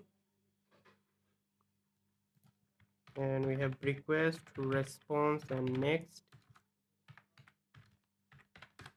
And then inside this what we are going to do is we are going to use res.cookie,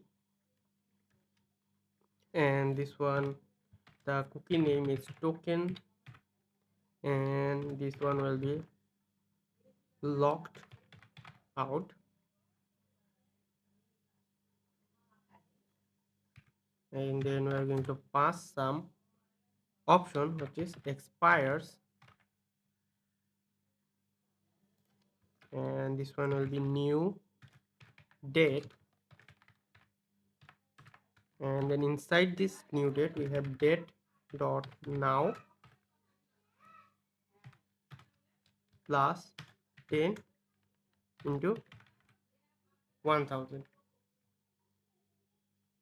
and then we have http only true, and then we have secure, and this one will be process, this one will be process. So process dot end dot node end, and if this one is production, so in the production we are going to secure this production. That's it. So we are just removing the cookies from our request, our browser. So by removing the cookie we are logging out the user, and then we are going to send a response. So res.status will be 200 dot JSON, and we are going to send a JSON response. the status, this one will be success, and then we have message will be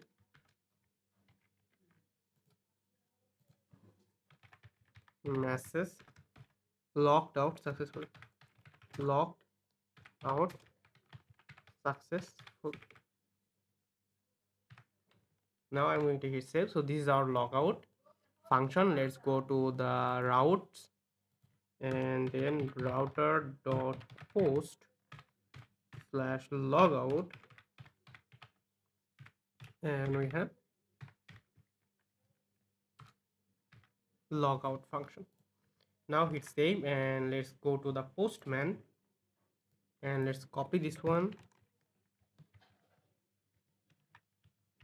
and go here, paste this, and now this one will be logout, and then let's use the post, and we do not need to provide any body here.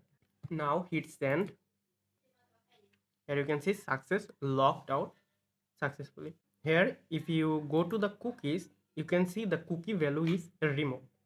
So you can say our logout function is works properly. So we completed our logout functionality. Next we are going to start implementing our forget password and reset password functionality.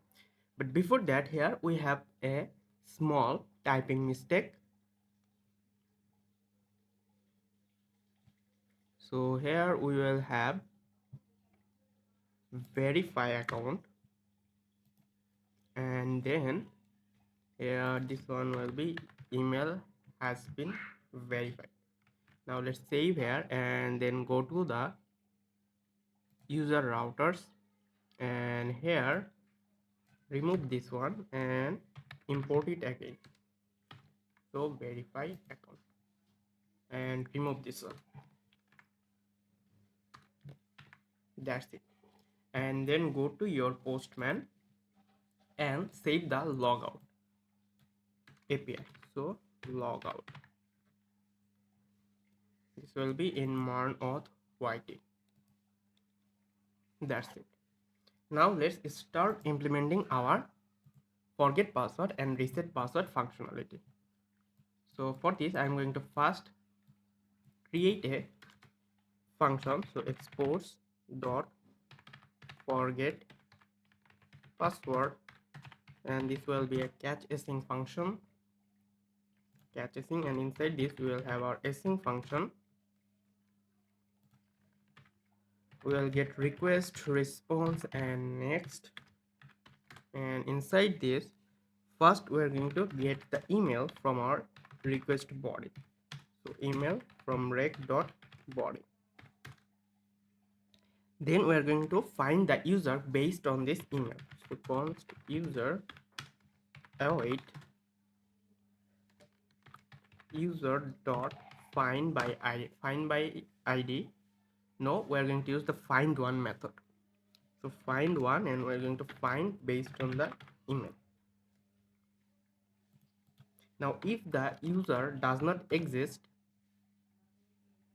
then we are going to send a error. So we are going to check if there is no user, then we are going to return next new app error, and the message will be no user found, no user found, and the code will be 404. That's it. Then we are going to generate a OTP. So user dot reset password OTP, and we are going to generate a OTP for this one. So generate OTP, and we are going to call the function. Then we are going to assign a reset password OTP expire time. So user dot reset password expires, and this one will be date dot now, and we're going to add So this is basically 5 minutes.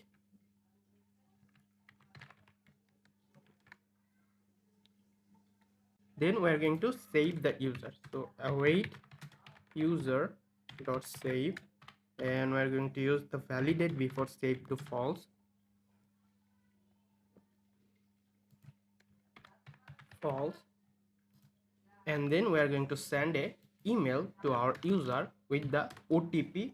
So reset password OTP. So let's use a try catch block here.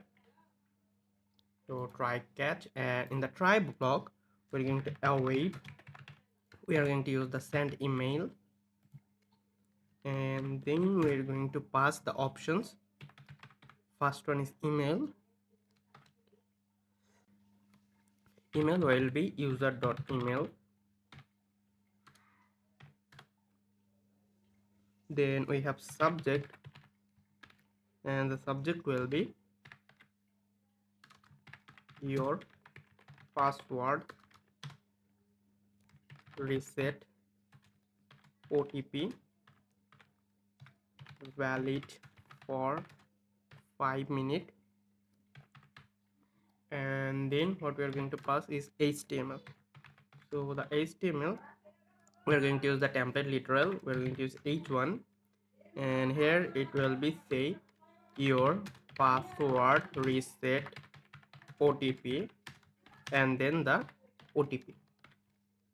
So here let's create a constant first. So const OTP, and then assign the OTP here. So cut it and paste it here. This will generate the OTP, and then we are going to add this OTP to our reset password OTP. That's it. And here we are going to add our OTP. Now if I hit save, and now everything works properly. And after sending the email, we are going to send a response. So we're going to use res.status. In this one will be 200.json, and here we will have a status of success, and then we have a message. The message will be password reset OTP. Password reset OTP is sent to your email. That's it. So we are going to pass this message, and if there is an error, we are going to remove the reset password OTP, and reset password OTP expires from our database. So let's do that. User dot reset password OTP will be undefined, and then the user dot reset password OTP expires will be undefined also. Undefined. And then save the user. So await user dot save, and then we have validate before save. So validate before save will be false, and then we are going to send a error response. So let's send it. So return next new app error, not application, sorry, this one will be new app error, this one, and the message will be there was an error sending the email, please try again later. That's it. So this is our forget password. Now let's create the reset password. So for this I'm going to use exports dot reset password. This one will be a catch async function, and inside this we will have an async function, and request response next, and then inside this we are going to get our email OTP password and password confirm. from request dot body. Now we are going to find the user based on this email OTP, and we are going to check if the OTP expires. OTP is not expires. So let's find the user. Const user will be await user model. We are going to use the user model dot find one, and we're going to find using the email the OTP, and then OTP will be reset password. OTP will be OTP, and then reset password expires. So reset password OTP expires, and we're going to use a condition here is greater than date dot now. Date dot now, that means the OTP is not expires. That's it. Now we will get the user, and we're going to check if there is no user. We're going to return a error. So if there is no user, then we're going to return next new app error, and the message will be user not found. So no user found, and the message will be 400. That's it. Then we are going to change our user password. So user dot password will be the password, and then user dot password confirm will be password confirm, and then we are going to reset our reset password OTP. So reset password OTP will be undefined, and then user dot reset password expires, OTP expires will be undefined. That's it. Next we are going to save our user. So await user dot save, and this times we are going to save with the validation to check if the user password and password confirm are same. Then we are going to create send token. So we are going to send the response, and we are going to pass the user, the status code, the response, and then a message which is password reset successfully. Password reset successfully. That's it. So this is our reset password functionality. Now let's add the route for these two. So go to the use router,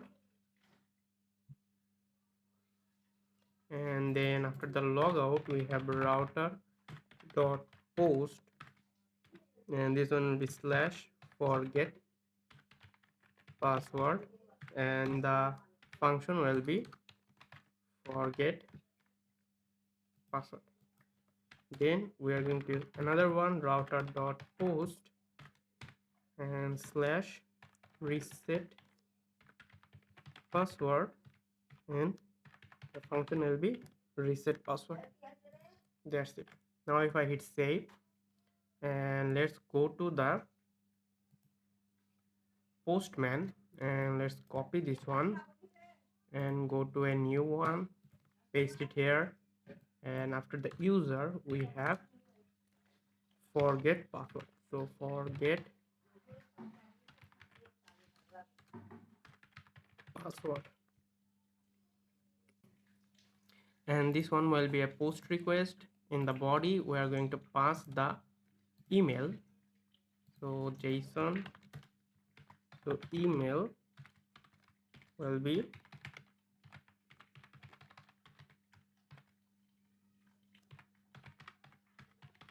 this is the email that we have in our database. So this one, and now let's hit send, Now you can see the status is success and the message is password reset OTP is sent to your email. Let's go to the email.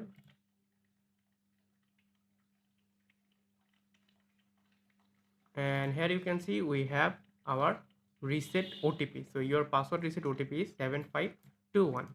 Let's copy this one and go to the postman and create another one. So this time it will be reset password. Reset password. So let's check this one. So reset password. And this one will be a post request. In the body we're going to pass some parameters. So first one is we have to pass the email.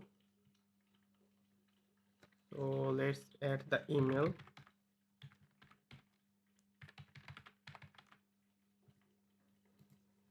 And then we're going to pass the password. So new password that the user changed. So new password and then password confirm.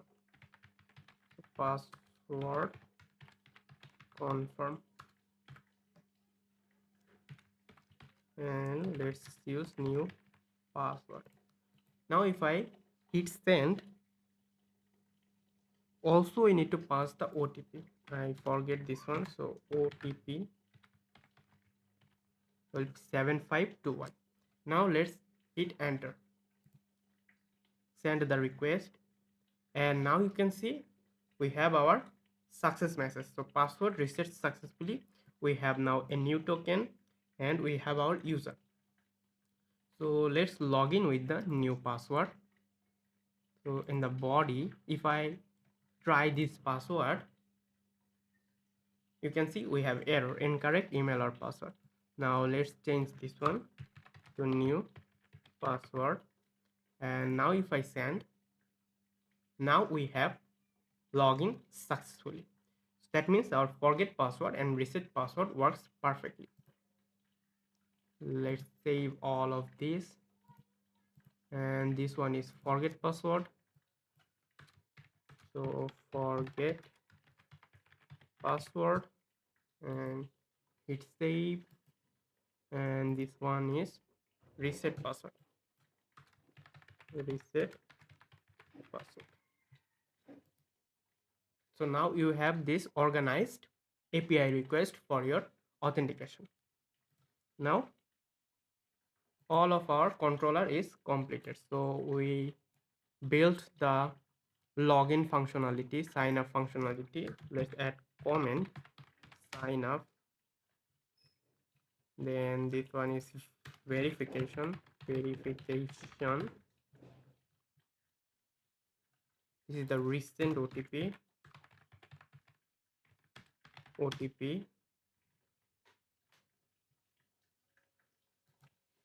This one is login function.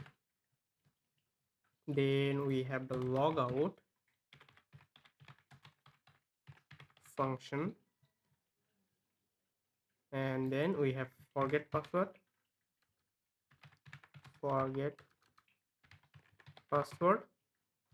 and reset password.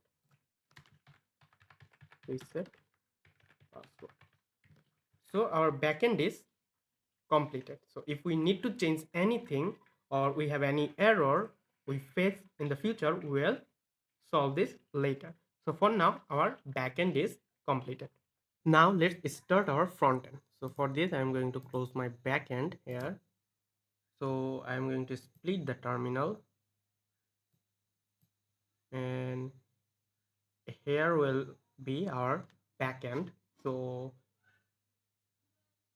backend will running in the right side, and in the left side we're going to cd to our front end, and then we're going to use Next.js for our front end. So first I'm going to install Next.js. So npx create next app @latest, and I'm going to use add / so that all the packages are installed in our front end folder. Now let's hit enter. So we are going to proceed, and we are going to use typescript, ESLint, tailwind CSS. We do not need the source directory.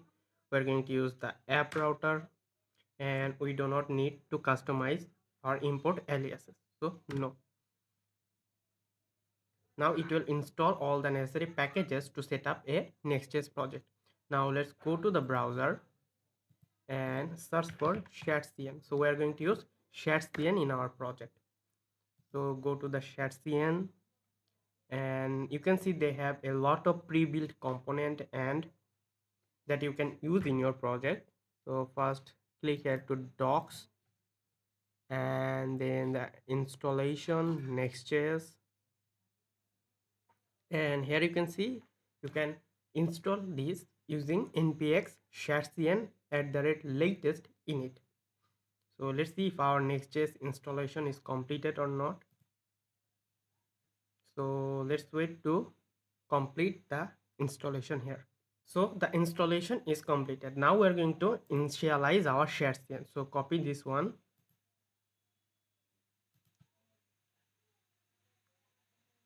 then paste it here and hit enter. This will initialize shadcn in our project. So we are going to use the New York, the neutral, and we do not use the CSS variable for theming because we are going to use the tailwind classes for this. So hit no, and now it's installing the dependencies. Now it's completed. Next, we are going to add a shadcn button. So copy this one. So this one is npx shadcn @latest add button. So let's add the button here.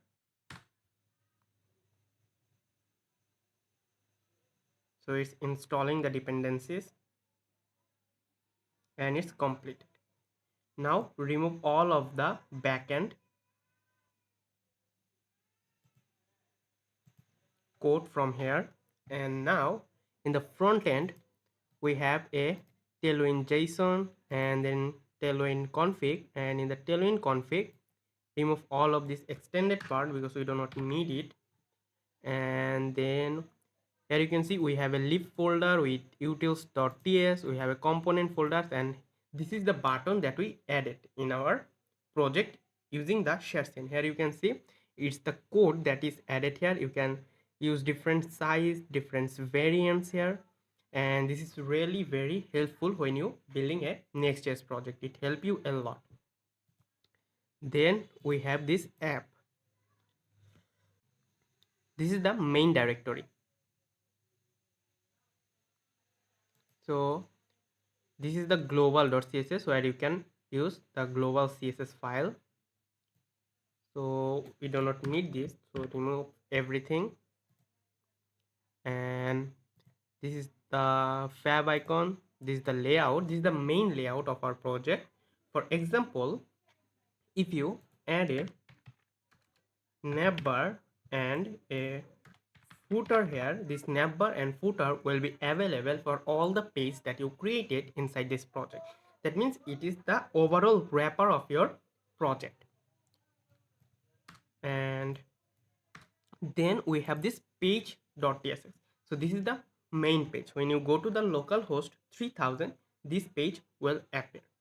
For now, I am going to remove all of this, and I am going to use RAFC, a shortcut to create a component boilerplate, and I am going to name it home page. Now if you wonder how I use the shortcut, so to use the shortcut you have to install a extension, and the extension is ES7 React Redux React Native Snippet. By installing this package you can use the shortcut here. Now here I am going to add some tailwind classes to check if our tailwind is working or not. So let's say text 6xl and text red 600, and it's a, and also I am going to add a button here to see if our shadcn button is working or not. So button, let's say testing. Now if I hit save and I'm going to run the project using npm run dev, and then go to the browser and go to the localhost 3000.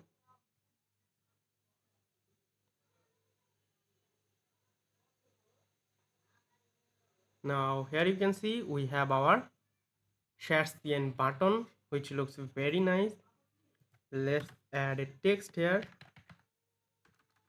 like MERN auth.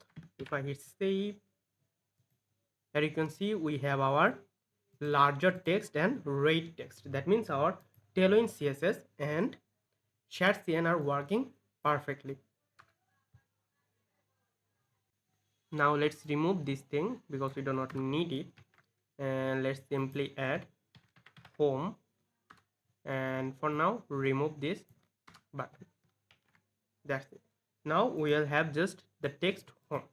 Next, what we are going to do is we are going to add fonts in our project. So here you have some local fonts, but we are not going to use this.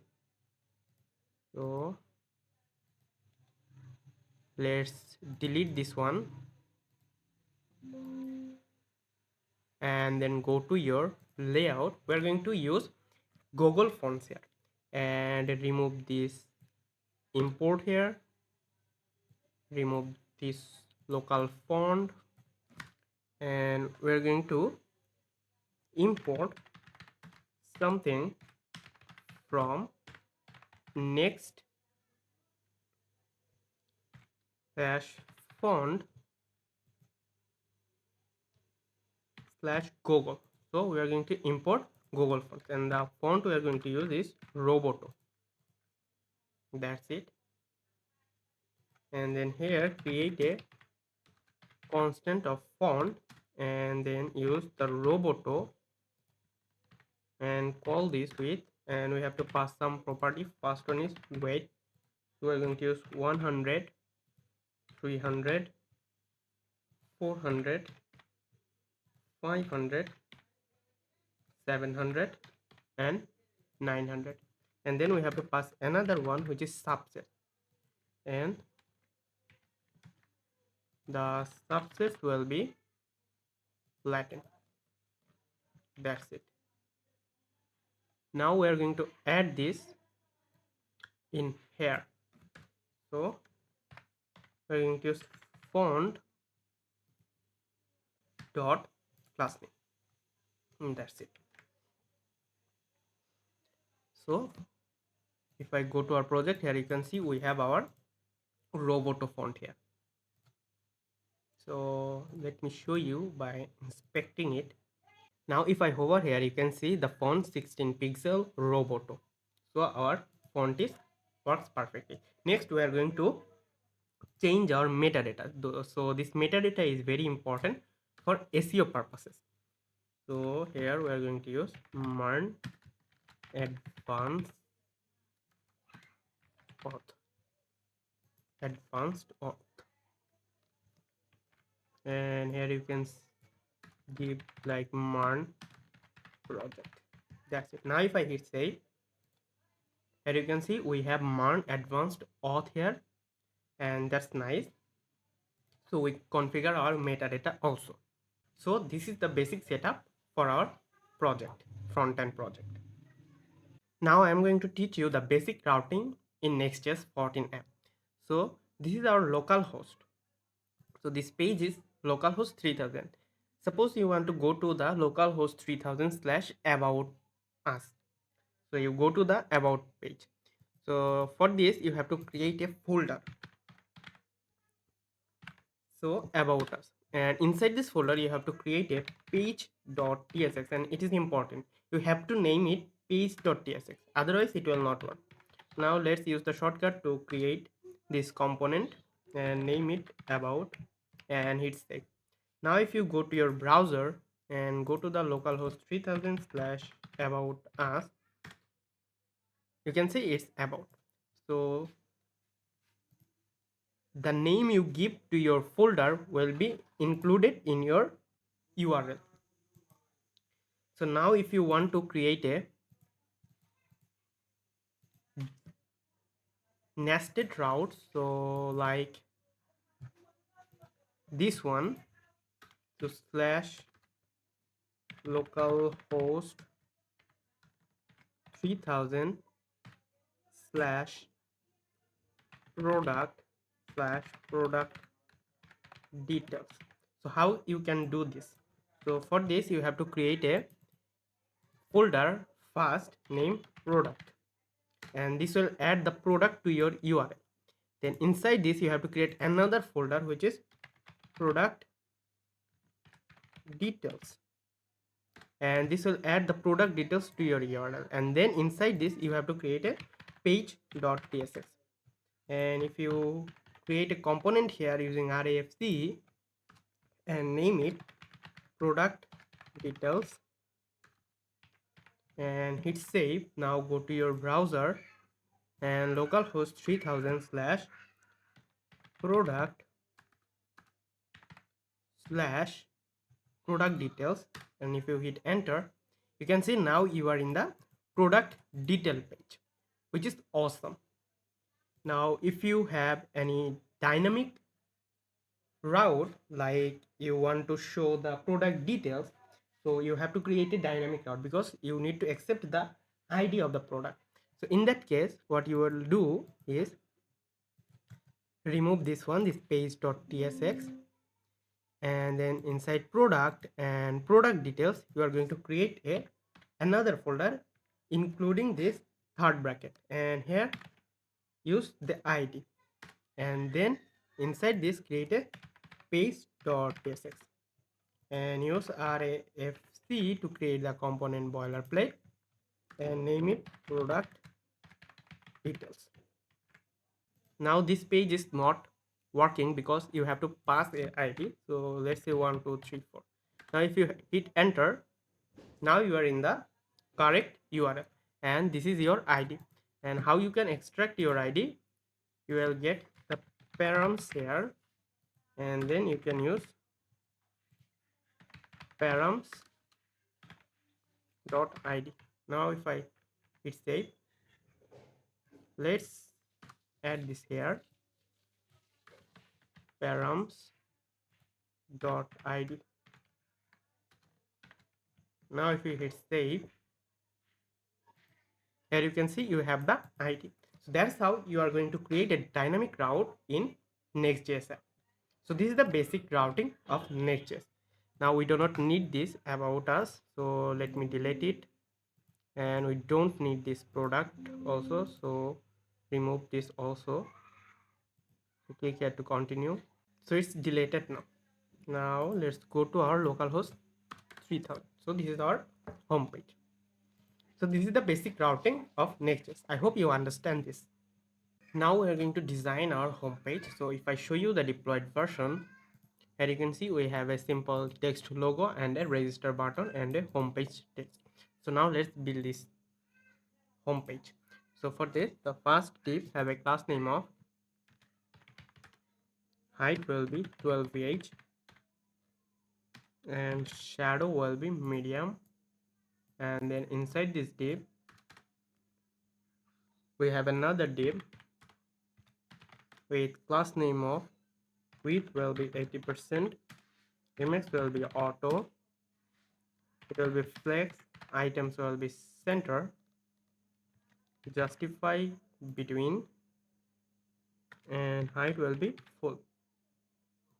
Then inside this div we have a h1 with the text logo, and this h1 will have a class name of text 3xl, font will be bold, and now if I hit save, here you can see we have the text logo, so make it uppercase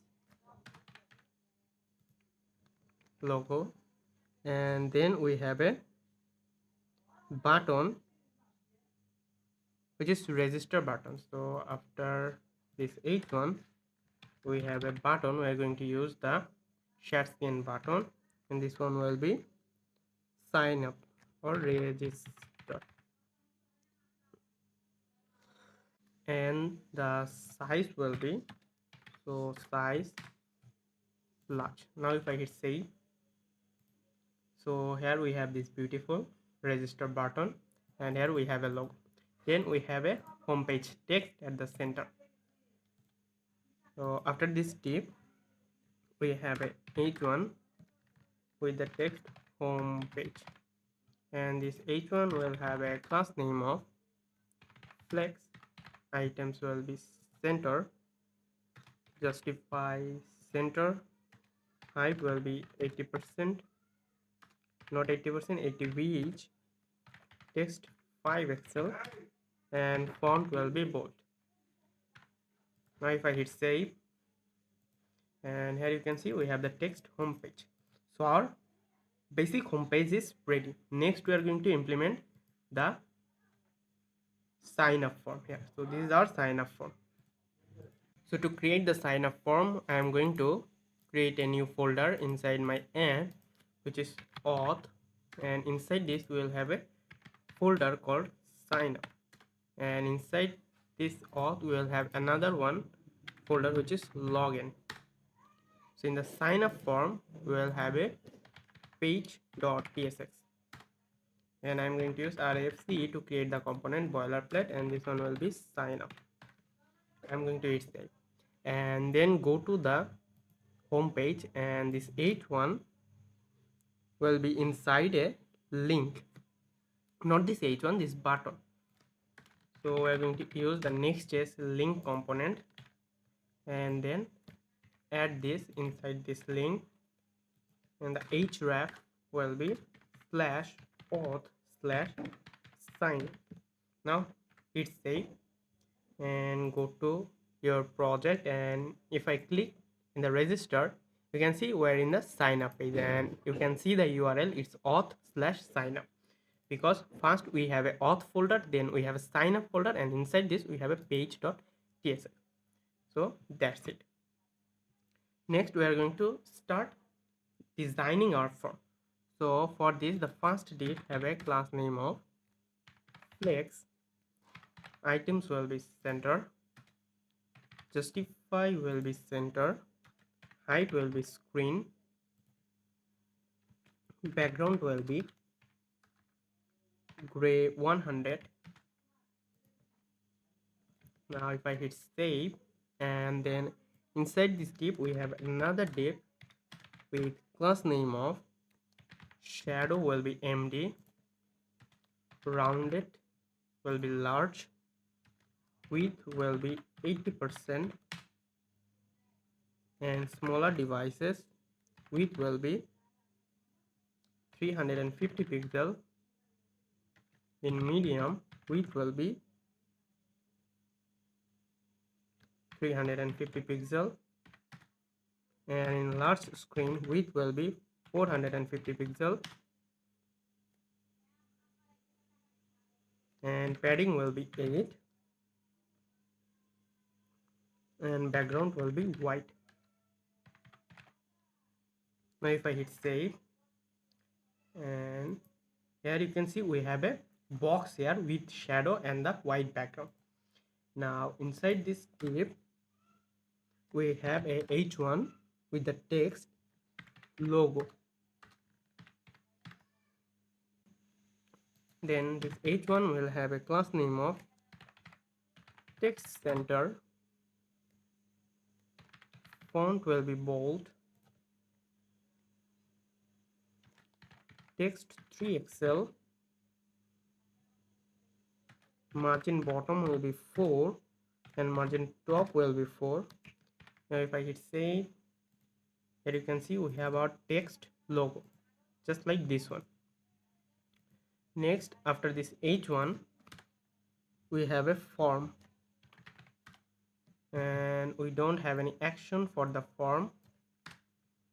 Then inside this form we'll have a div, and inside this div we will have a label, and label for username, and the label will be text will be username, and this label will have a class name of block, margin bottom will be 2, text will be small, font will be bold, Now if I hit save, and here you can see we have our label. So just like this one. Then after the label we have an input. We type text. The name will be username. Then we have placeholder username,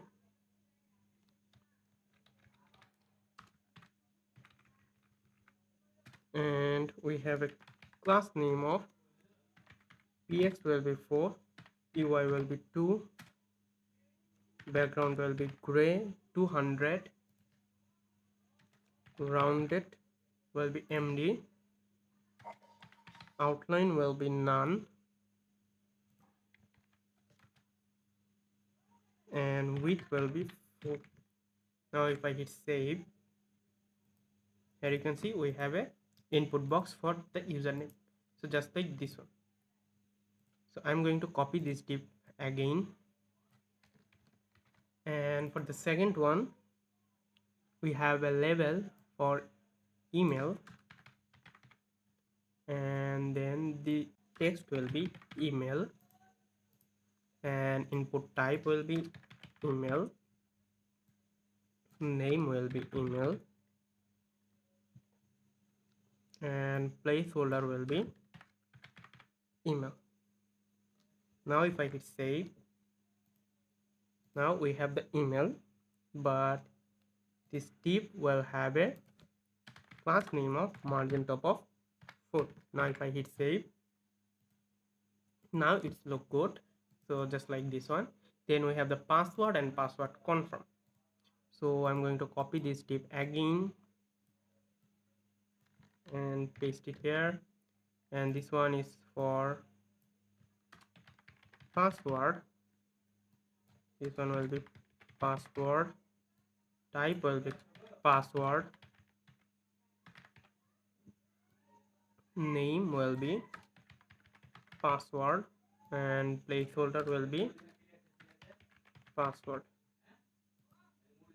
It's saved, and I'm going to copy it again, and this one will be HTML for password confirm, type password, name will be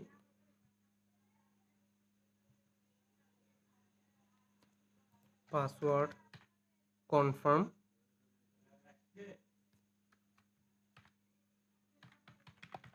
and the placeholder will be confirm password.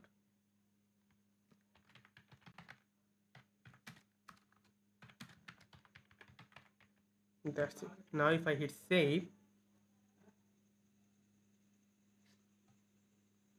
and go to our project, here you can see everything looks fine, but we have to change this to confirm password.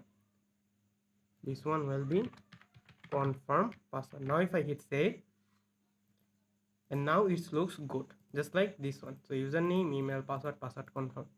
Then we have a button. So after this div we are going to use our share cn button, and this one will be submit, and the button will have a type submit and a class name of margin top of 6, and width will be full, and the size will be large. Now if I hit save, and here you can see we have this beautiful submit button. So our sign up form is just like look like this one and looks very nice. Then we have this text, so already have account or login. So let's go here. So after the form we have a h1. The h1 will have a class name of margin top of 6, text will be center, and here inside this h1 we have a text of already have account,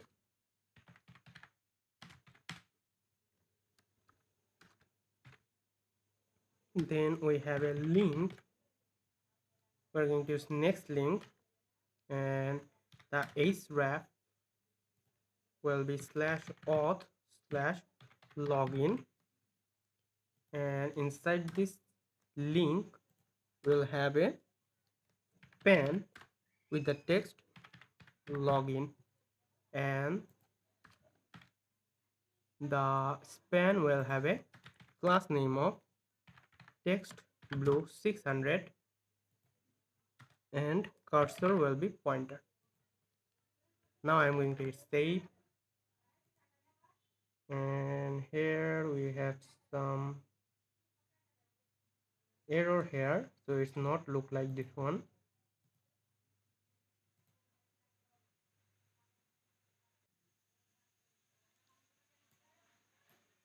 So we import the link from Lucid React, so it's wrong. We have to import it from next link. So import it again, and this time from the next link. Now if I hit save, and now it looks very nice. So we have the username, email, password confirm, and the submit button. And if I click here to login, it will go to the login page. The login page is currently not available because we do not create it, so that's why it's not working. So if I go here and click here to login, as you can see we have a login page also. So for now, let's work on the sign up. So first what we need to do is we need to collect the value from our inputs. So we have to collect the username, the email, the password, and password confirm for this. So what I am going to do is I am going to create a state variable here, and in that case we have to convert this into a client component, because by default every Next.js component is a server component and the hooks are not work on the server component, it gives error. So that's why to work with the hooks we need to convert the component into a client component, and we can convert a client component using this use client directive at the top. So now it's converted into a client component. So now what I am going to do is at the top I am going to create some state variable. So first one is form data and set form data, and we are going to use state, and the use state will be false. Sorry, not false. Initially it will be an object with username, which is an empty string. Then we have email, which is also an empty string. Then password, empty string. Then we have password confirm, and this one will be also an empty string. So this is our initial condition. So initially this property will be an empty string.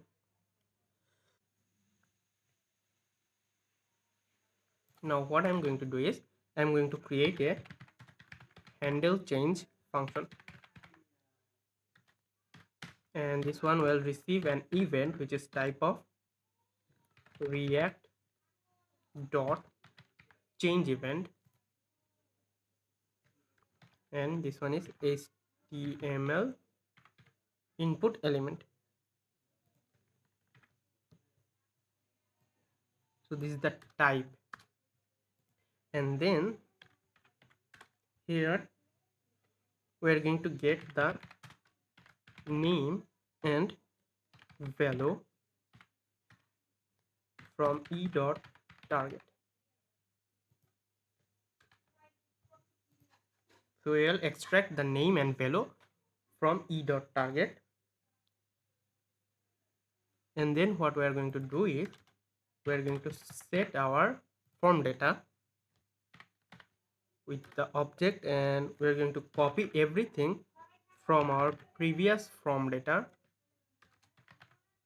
So we are going to copy everything and just change the name with the value. So how this works? So let's say we are changing the email. So this one will give us the name of email and the value of the email, and this name will be added here, so email, and then it will change the email property with the value it given in the email. So that's how it works. Now I'm going to hit save, and then we have to add this handle change for our every input.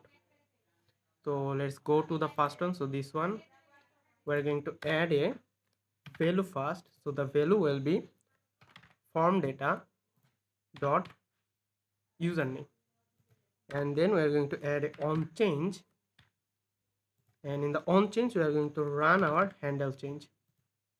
That's it. Now copy these two, and for the next input paste it here, and this one will be form data dot email, and the on change will also be the handle change. Then the next one, this one will be value form data dot password, and the last one will be form data dot password confirm. Now I'm going to hit save. Now we will have all the form data. So now if I console log our form data, and let's go to our project, let's inspect it and console and remove everything and refresh the page, and if I give the username, the email, password,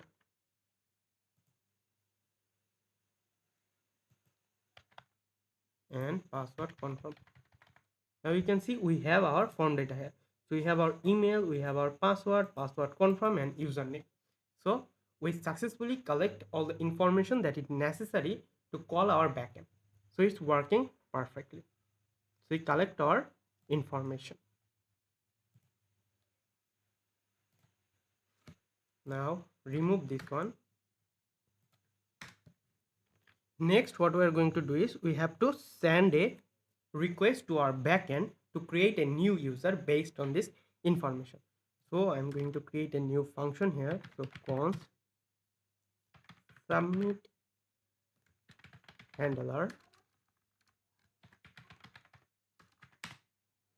and this one will be an async function because we are going to call our API here, and it will receive an event which is react dot form event,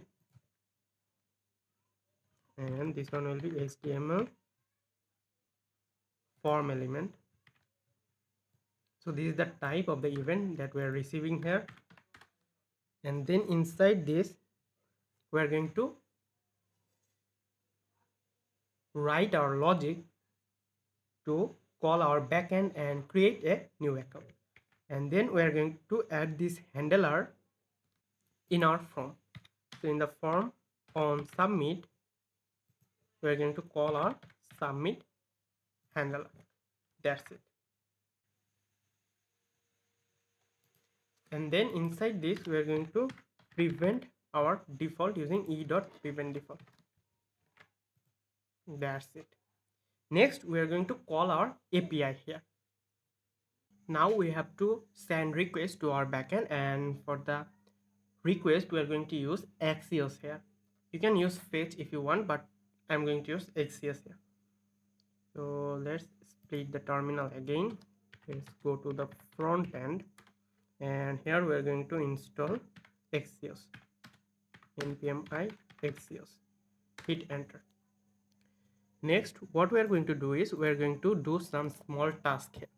So first one is, in the front end I am going to create a .env file, and in the env file I am going to create an environment variable which is next public API, next public backend URL. So for now this one is, let's copy the localhost from here. So localhost So localhost 8000 slash API slash v1. So this is our backend base URL. Now I'm going to hit save, and when we deploy our project, we are going to change it with our actual deployed version of URL of the backend. So that's why we are using a environment variable. Suppose you add the localhost 8000 in all your requests in your sign up, login, verify account. So it will be hard for you to change in every code and change it to the actual backend URL. But if you use a environment variable like this one, you can just change it and it will reflect through all of your code.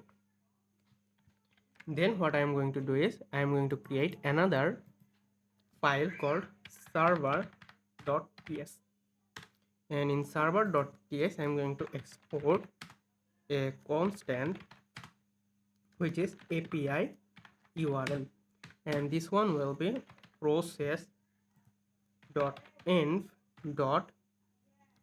Let's copy the environment variable name here. So next public API, next public backend URL. Now we export this constant API URL. Now we use this API URL in all of our requests to add this base URL here. So that is next. What I am going to do is I am going to create a types.d.ts,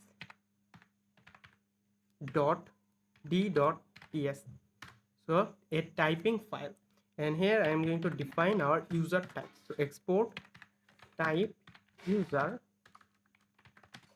and the user will contain a id underscore id which is type of string, then it will contain a username of string, then a email of type string, and is verified of type boolean, and that's it. So the user will contain this property for now. If you want, you can add other properties here. For example, if you're working with a social media account, you can add bio, you can get the image, and etc. So I'm going to save this, and our exhaust is installed successfully. So let's delete this one, and now go to the app auth and sign up. And in sign up, we're going to create another state variable to handle the loading state. So I'm going to create const loading and set loading, and I'm going to use state here, and the default will be false. So loading will be false. Now hit save, and now after the e.prevent default, we're going to set our loading to true because this is the time when the request is happened. So set loading is true, then we're going to use a try catch block, and if we catch any error, for now I'm going to console log the error, and in finally, so try catch and finally, so if everything, so finally we're going to set our loading to false. So if it is success or error, in both case we are going to set our loading to false. That's it. Now in the try catch, what we're going to do is we're going to send a request. So we're going to use const response, and we're going to await, we're going to use axios. So import axios from axios, so axios from axios, and then axios.post, we're going to send a post request, and we're going to use the template literal, and here we're going to use our API URL which is our base URL, and then slash we have the users slash sign up. That's it. Next what we need, we have to pass the data. So I'm going to use the form data, and then this is important, we are going to add with credential to true. If we don't make it with credential true, then our cookies will be not sent without request headers. And as you can know, in our backend we need the cookie to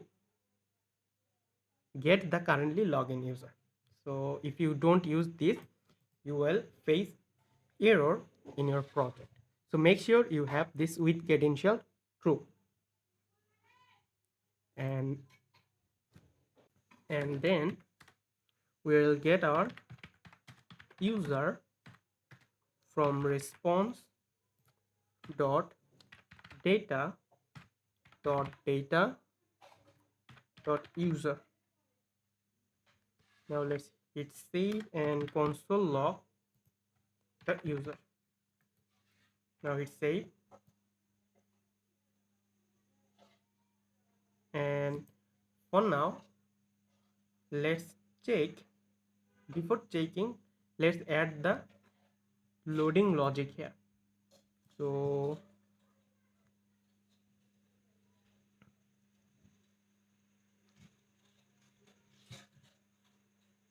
here we have a button to submit, and we are going to check if the loading is false.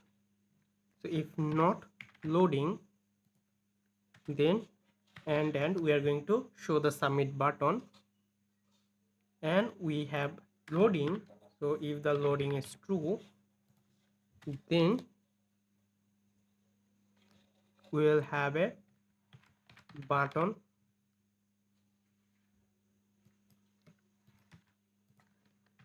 and then inside this button we have a loader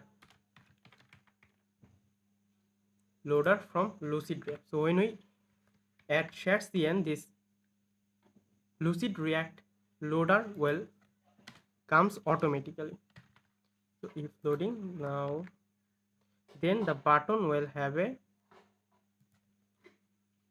class name of margin top of 6, width will be full, and then the size will be large,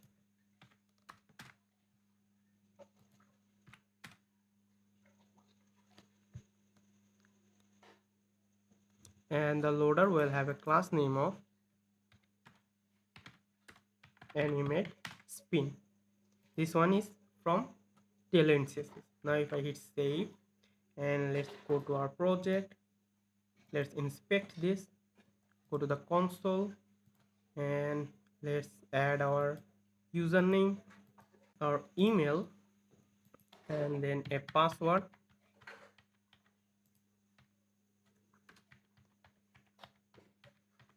and now hit submit. As you can see, we have our loader, and now our request is failed. Let's see why. So in the response we have email already registered. So let's go to the project, let's go to our compass and delete this user. Now let's clear this, and now hit submit. Now you can see the loading effect, which looks very nice, and as you can see, our request is successful. We get the user. So here we have created it, email is verified false, OTP expire state, then we have the username and the ID. Now let's go to our Gmail and see if we have the OTP.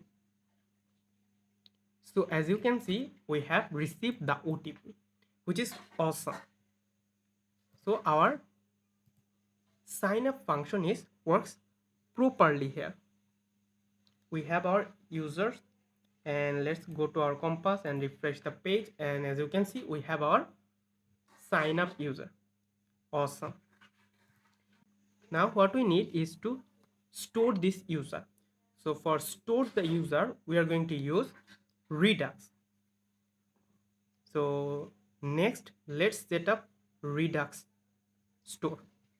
Now to store the user, we are going to use Redux toolkit, and Redux persist. The persist part is important because without persisting, if we reload the page, the user information will be gone. And by persisting the user information, it will not removed if we reload the page or close the browser. So that's why Redux persist is very important here. So for now, I'm going to create a new folder inside my frontend and I'm going to name it store, and I'm going to open the Redux toolkit page. So this is the page getting started with Redux toolkit, and we have to install these packages. So first we have to install this Redux.js toolkit and React Redux. So let's create a new terminal and let's go to the front end and npm I, and we need the Redux toolkit, and we also need the React Redux. So copy this and paste it here. Sorry. So let's copy this and paste it, Redux toolkit, and then React Redux. So copy this and paste it here. Now hit enter.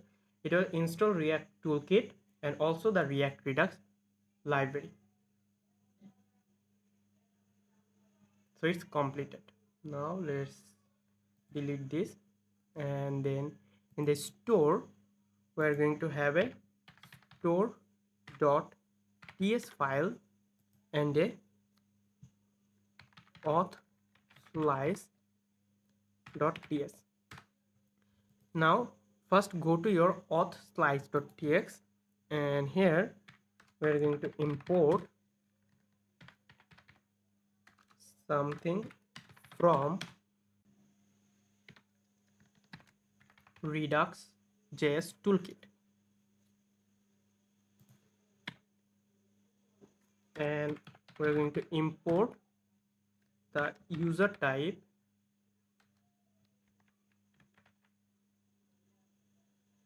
user from our types, and from Redux toolkit we're going to import the create slice and payload action. That's it. Next what we are going to do is we are going to create an interface and auth state. So this is basically the type of our auth state. The auth state will be include a user, and the user will be type of user. So this is the type of user which contains this ID, username, email, and is verified. Otherwise it will be null. So this is our auth state. Next we're going to create a initial state.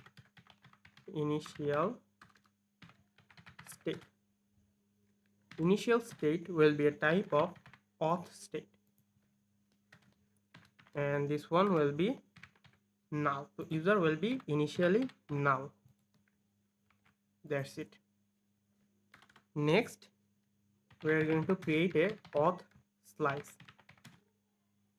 using the create slice function. So create slice, and we have to pass some option here. First one is name. The name will be auth.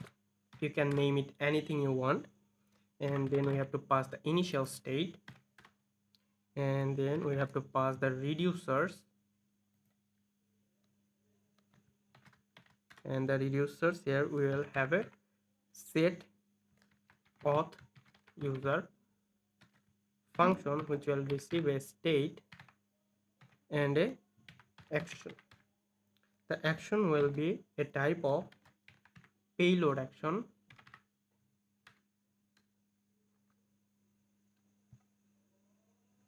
So pay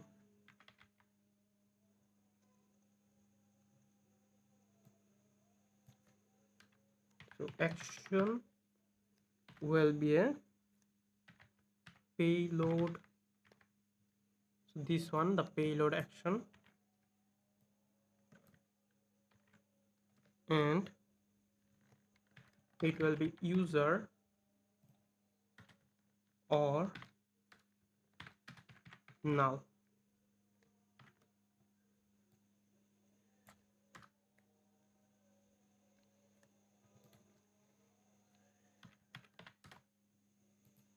Here we have state dot user will be our action dot payload. That's it. Next we are going to export const set auth user with auth slice dot actions, and finally export default auth slice dot reducer. Hit save. Now go to the store.tsx and then now in your Redux search for use with Redux persist. So this one use with Redux persist, and now you have a example of how you can use Redux persist. So first copy this line and paste it here. We need the configure store. Also we need a combine reducer here. Next we have to import our auth slice from our auth slice, so that we export it here, and then we need to import these two line. We don't need to import this persist get, we are going to import it other place. So paste this. So we don't need the persist store here. Hit save, and then we need this persist config. So copy this and paste it here. Then we need a root reducer. So root reducer will be combine reducers, and then inside this we have auth, and this one will be auth slice. You can add other auth other slice here. For example, if you have a post, you can use the post slice here, and this will combine the reducer and produce a root reducer. So hit save, and then copy this two line and paste it here. So the persisted reducer will persist reducer, persist config, and root reducer. And we have to install the Redux persist. So copy this and use a new terminal. So cd frontend npm I Redux persist. And after this, now you can see the error is gone. So after the store where we have a reducer with persisted reducer and a middleware, and next we are going to export some type. So export type root state will be return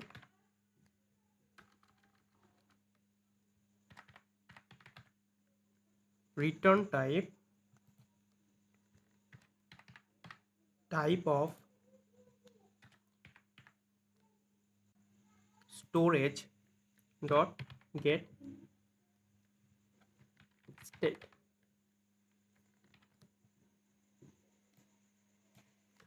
This is the type of root state.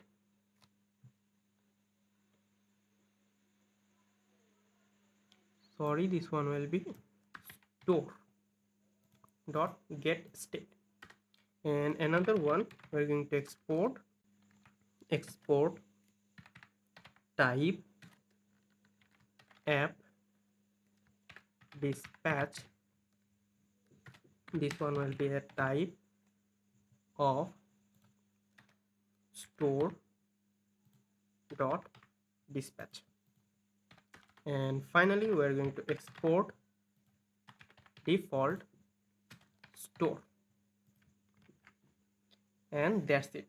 So our persistent store is ready. Now we have to provide it in our project. So for this we are going to use a higher order function, because if we provide it directly in our layout folder, we have to convert this into a client component, but we don't want to convert this into a client component. That's why we are going to create a new folder. So create a new folder called hoc, and inside this I'm going to create a file called client provider.tsx,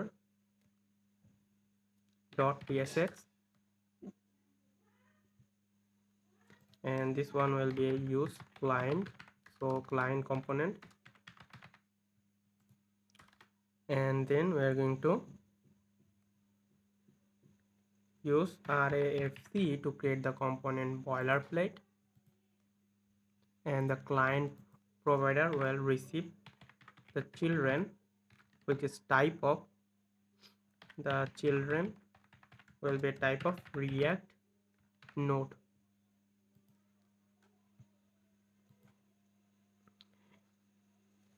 And then here we are going to use provider from React Redux,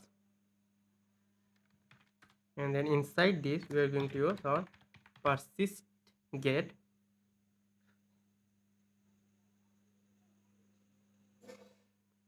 So persist get from Redux persist slash integration slash React,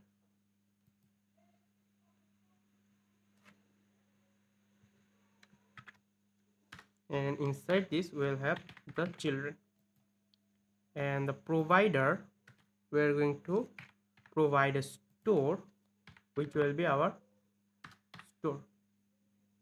So import it from our store, and in the persist get, first we have to provide a loading, which will be null, then a persistor will be persistor, and the persistor will be, so const persistor will be persist store from React persist, and we're going to call this with our store. So this is our persistor. Now we have to pass this here. So persistor, that's it. Now we have to wrap everything with this client provider. Now let's go to our app layout, and then after the body, the children will be wrapped inside the client provider. That's it. So our Redux configuration is completed. Now let's go to the sign up page. Now in the sign up component at the top, let's create a constant called dispatch, and use dispatch, which is coming from React Redux, and then call it. This will give us a dispatch. Then go to the submit handler, and here we are going to dispatch a action. So dispatch set auth user. So import set auth user from our store auth slice, and then call this with the user. That's it. This will store the user in our Redux store. Now hit save, and now go to your database first and delete this one, and now go to the browser, and here let's provide a username, a email, a password,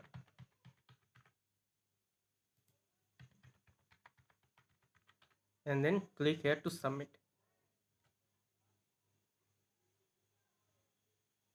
Now the sign up is completed because we have the user. Then let's go to your home page and convert this into a client component, because here we're going to use the Redux and state. So at the home page we're going to get our user from the Redux store. Now const user, we're going to use selector hooks, and then state. The state will be a type of root state, so you already export it, and then the state dot auth dot user. So this is our user. Now let's console log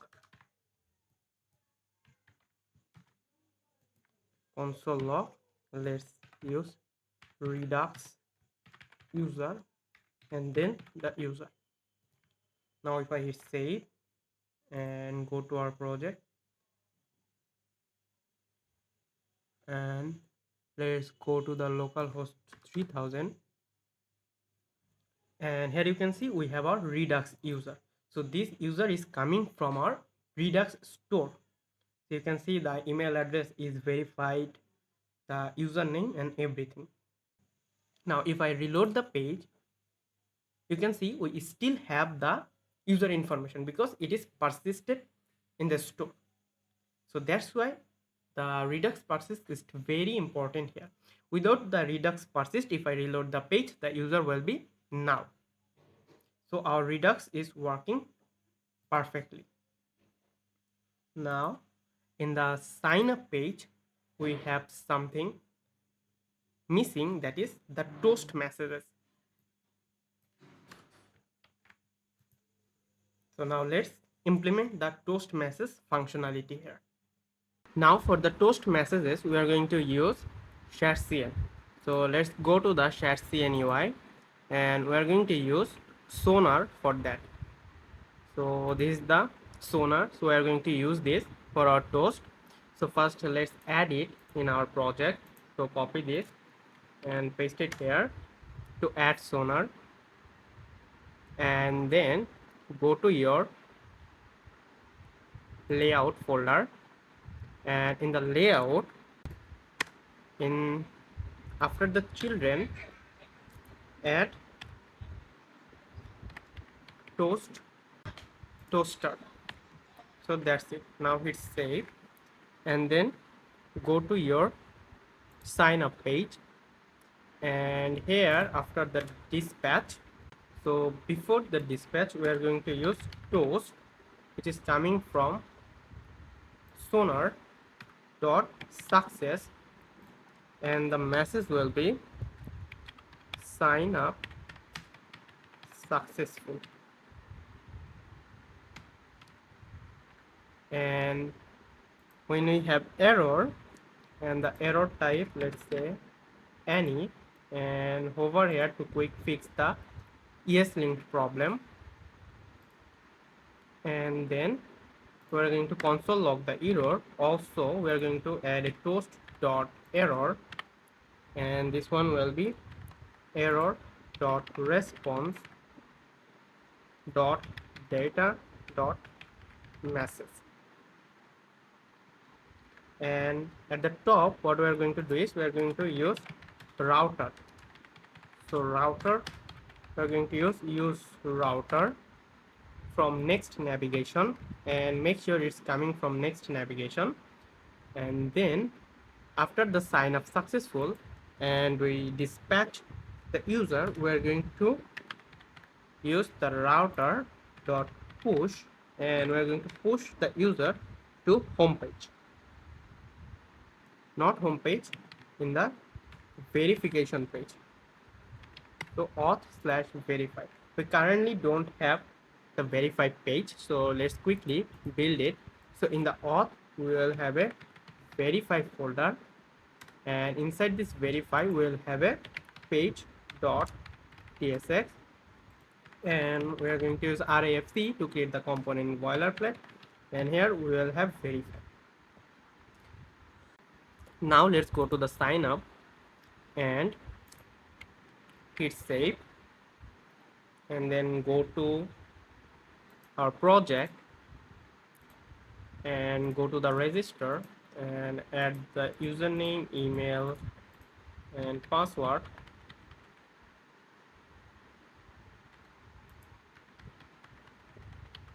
and hit submit. You can see email already registered, so we get a beautiful error toast message here. So now let's remove the user from here. So delete this and then go to our code and create a new account. So hit submit, and it's loading, and you can see sign up successful, and we are redirect to our verify page. So our sign up process is perfectly working. Now next what we're going to do is, let's go to the home page, and in the home page, let's go to the home page, and then after the h1, so this link, we are going to show this register button if there is no user. In that case we are going to show the register button, but if there is a user, then we are going to use a div,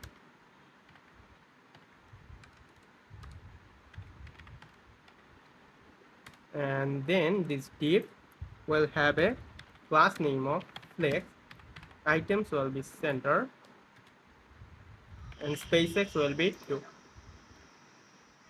Then inside this div we will have a avatar. So for the avatar we are going to use the shared scene again. So let's go to the shared scene, and here you can see they have this avatar. So we're going to use this avatar for our project. Now copy their CLI and then paste it here and hit enter.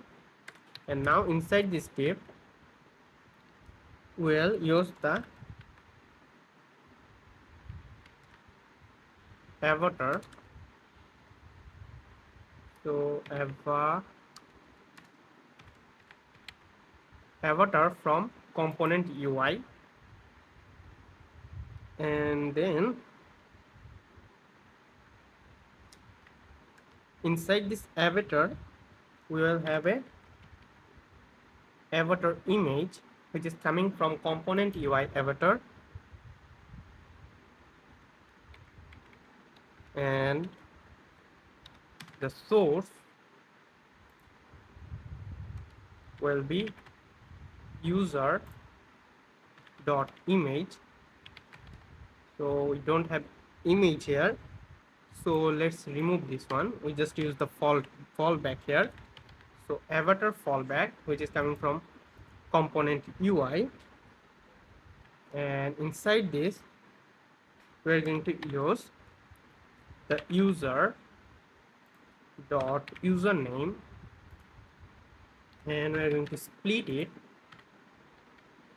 and we're going to use the first letter of the username, and then we have a class name of font bold, and we have uppercase. Now it's saved, and after the avatar we will have a dashboard button. So we are going to use a button from ShatCN, and we are going to use dashboard and hit save. And here remove this avatar image because we do not need it. And after the dashboard, we'll have a button, another button, and the button will have the variant ghost, and the size will be small. And inside the button,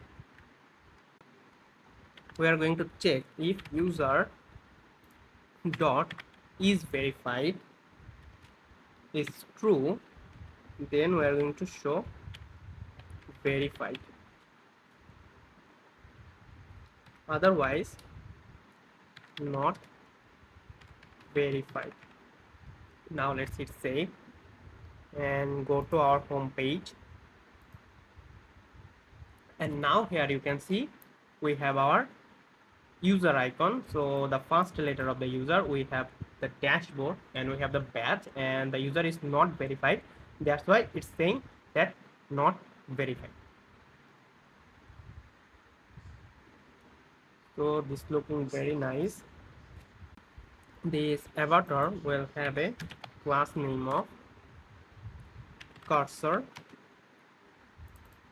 not default cursor pointer. Now if I hit save, now we can see we have this cursor event. So this is our logged in user dashboard, which looks nice. Now we are going to implement the logout feature. So let's remove this console log, and for logout we are going to use a logout handler function, which will be an async function, and here we are going to send the request to our backend. So we are going to await Exeas. We are going to use Exeas.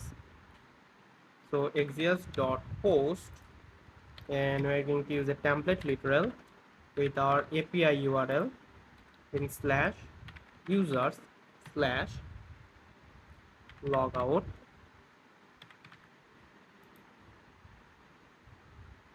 and that's it. And then here I am going to use the dispatch and use the use dispatch hooks, and then after the request we are going to remove our user from Redux store, because when a user log out, we don't want to store the information. We want to remove the user information from our Redux store, and we do not need to persist here. So here we are going to do is dispatch and set auth user, and the user will be null. That's it. Then we can use a toast dot success and log out successful.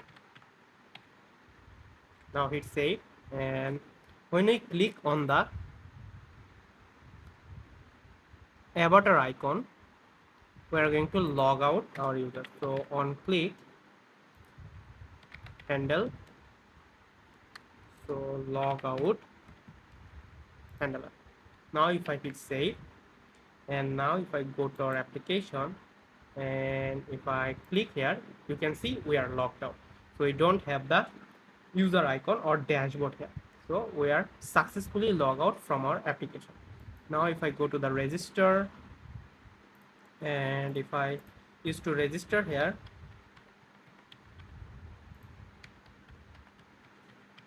and hit submit,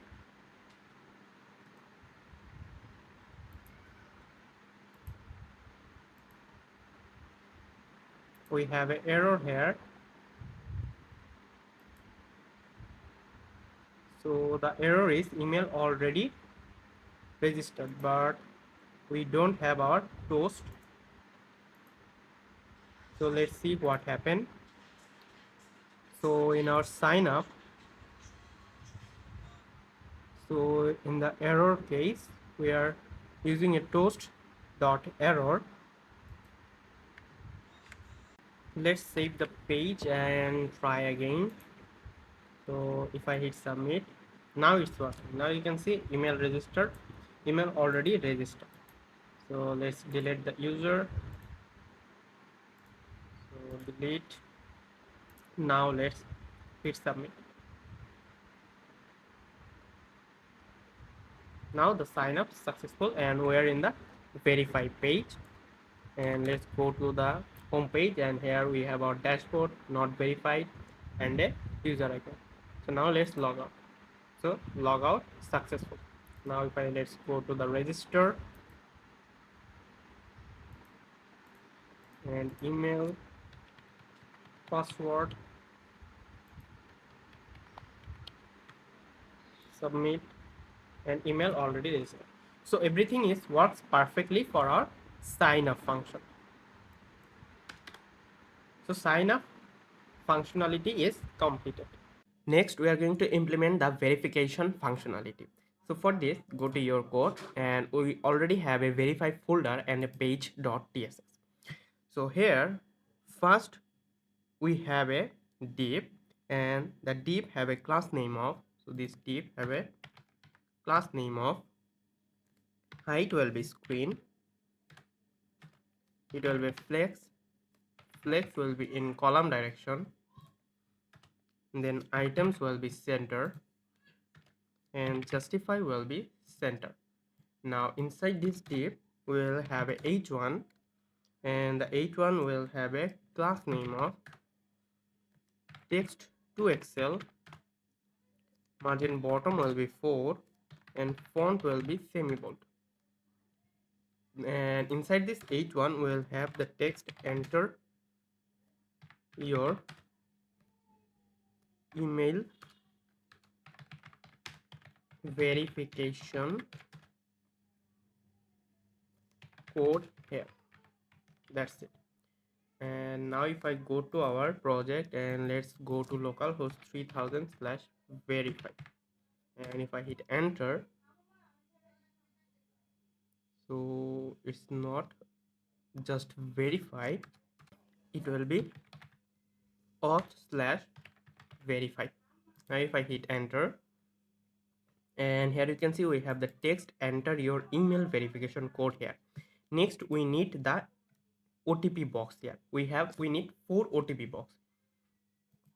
So after the h1, what we are going to do is we are going to use an array of the value 1 2 3 4. So we are using 4 value here because we have 4 OTP box.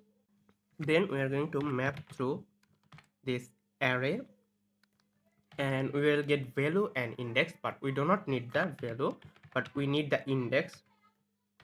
And then here we are going to return a input, a self-closing input, and here the type will be number, and then we have key will be index, and then we have max length 1 because we want that user can enter one value in the OTP box. So we have 4 OTP, and for 4 OTP we have 4 OTP box, so user can only enter one value in each OTP box. That's why the max length will be 1. Then we have a class name of width will be 20, height will be 20, rounded will be LG, BG will be gray 200, text will be 3XL, so text 3XL. Then we have font bold text will be center, and we have a custom class here, no spinning. So why we add this no spinner class, we're going to explain it later. So spinner, now if I hit save and go to our project, so here we have 4 input box, but they are in the vertically. So what we need to do is we have to wrap this inside a div. So I'm going to declare a div and cut it from here and put it inside the div, and then the div will have a class name of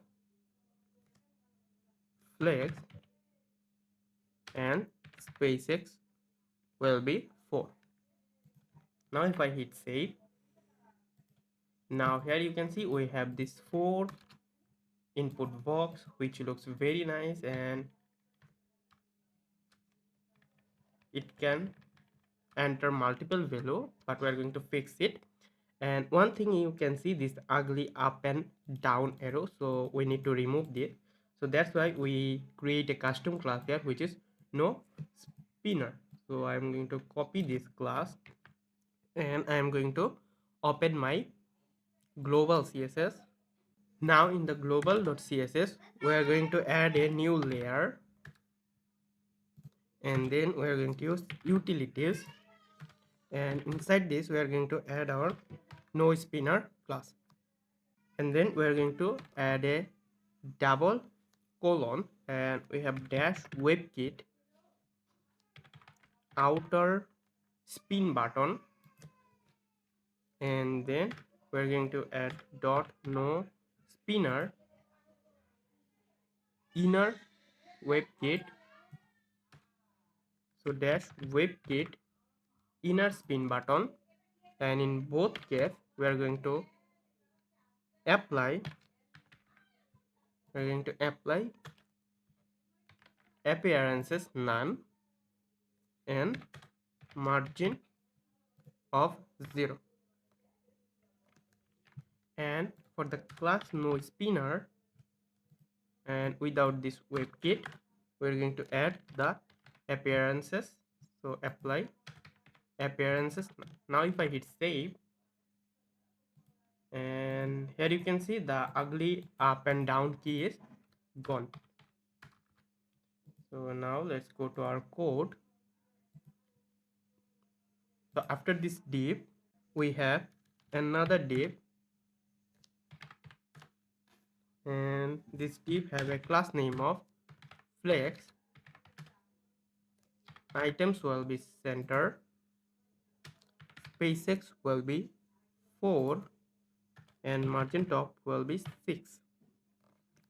And inside this div we will have a share button, and the first button will be submit, and we have another one, and this one will be Resend OTP, and the first button will have a variant of default, and the second one will have a class name of BG will be orange 600. Now if I hit save and go to our project, so here you can see we have a submit and a Resend OTP button. That looks nice. Next we have to implement the functionality where if I enter a value it will go to the next input box, and if I enter here it will go to the next input box. And now you can see if I backspace here it not go to the previous one, so we have to implement this also. So let's go to our code, and first at the top we are going to first add a state variable, so we have to convert this into a client component. So let's convert this into a client component using the use client directive, and then we are going to create a const OTP and set OTP, and then use state. This will be a string array, and then we have the value. So for initially it will be 4 empty string. So that's it. Then we are going to create refs for every input element. So const input refs, and we're going to use refs. So use ref,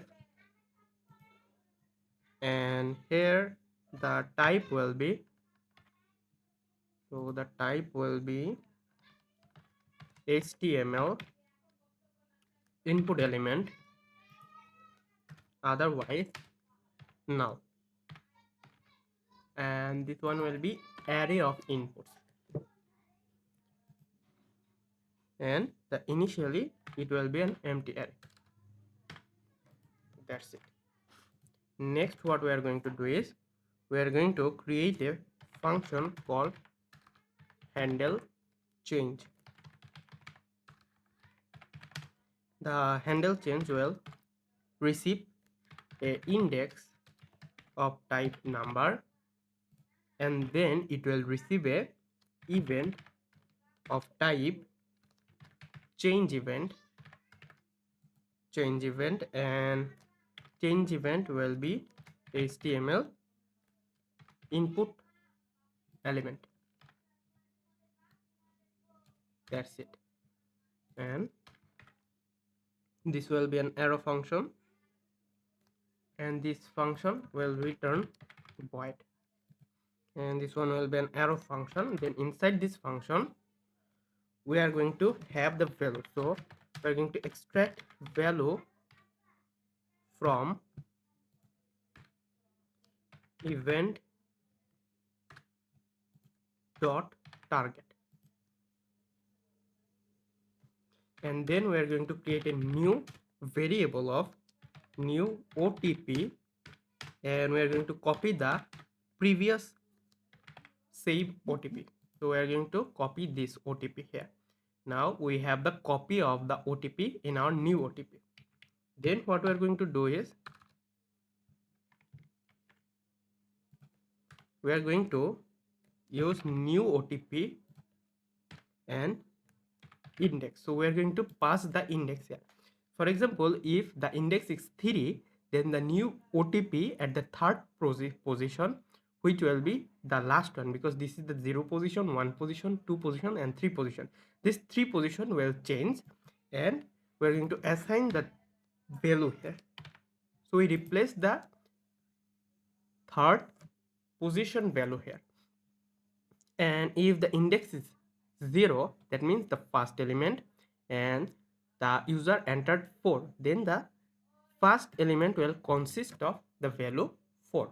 That's how we are going to change the OTP value and get the OTP value from user. Next what we are going to do is we are going to set our OTP to new OTP. That's it. And then we are going to check if value dot length, so the length of the value is 1, that means we entered a value, so the user entered a value.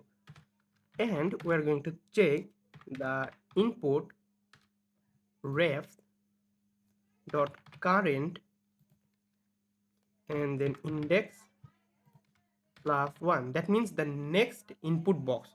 We have the next input box, and if the both case satisfy, then we are going to use our input refs dot current and index plus 1, and then dot focus. That's it. So here we are checking if the input box consists one value, that means user put a value, and the next OTP box is available, then we are going to focus the next OTP box. That's it. Now at the input, add all of this. So here first we have the value, which is OTP and the index. Then we have on change. So on change, in the on change we are going to run, we are going to get the event, and we are going to handle change, pass the index and the event. That's it. Now if I hit save, and if I go to our project, and here if I enter a value like 4, so it does not go to the next one. So somehow our functionality is not working. Let's check again. So sorry, we forget to add the ref here. So the ref, and here we'll get element, and then we're going to use input refs dot current index, and this will equal to the element. That's it. Now if I go to our project, now if I enter one value, now you can see as soon as I enter one value, it will go to the next OTP box. If I enter again, it go to the other OTP box, and now as we have the last one, we cannot go to the next OTP box. So that's awesome. Now we have to implement the deleting functionality. So let's go to our project, and then after the handle change, we are going to create another function, which is handle key down. So const handle key down, and this one will also receive this one. So copy this and paste it here. So this one will receive an index and an event, and then it will check. So in that case, the event will be keyboard event, and inside this will be HTML input element. That's it. And now here we are going to check if the event dot key. So here we have some error, I think. Let's delete this, and this one will be copy this whole function and paste it here, and we do not need this, and the event will be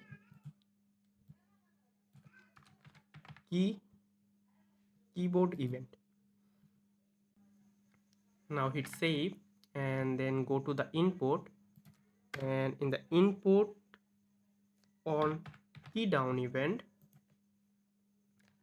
we are going to get the event,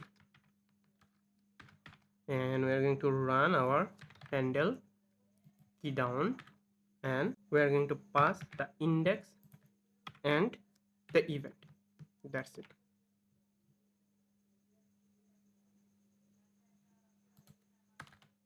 So it says that the keyboard event is not generic. Let's import it from React. Now it's working. So you have to import it from React. So keyboard event. Now inside this, we are going to check if event dot key is equal to backspace. So if we click the backspace and there is no input refs dot current index dot value. That means the currently input box doesn't have any value, and the previous input box is available. So input refs dot current and index -1, that means the previous input box is available. In that case, if this all case satisfy, then we are going to use our input refs dot current and index -1 dot focus. So we are going to focus the previous input box. So that means you don't have any value in your input box and you hit backspace, it will go to the previous input box. Now if I hit save and if I go to our project and if I enter the value and if I remove it, and you can see it go to the previous input box. So the value is gone and now you don't have any value. Now if we enter the backspace and if the previous input box is available, it will focus the previous input box. If I hit backspace, you can see it go to the previous input box, which is awesome. So now we have our OTP box functionality. Now we have to create a function to send request to our backend to verify our user. So for this, we are going to create another function here, which is handle submit. So const handle submit. This one will be an async function.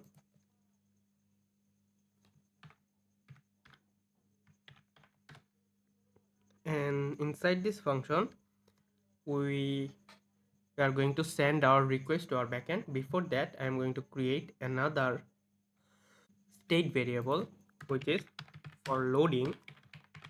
So loading and set loading, and we are going to use state, and initially it will be false. And as soon as we start our request, we are going to set our loading to true, and then we are going to use a try catch block, and also the finally. So in the finally case, we are going to set our loading to false. So if it is success or error, we are going to stop our loader. In the error case, the error will be type of any, and over here to remove the ESLint warning.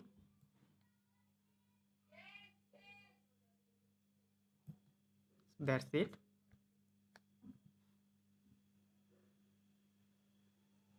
And then inside this, we're going to use the toast dot error,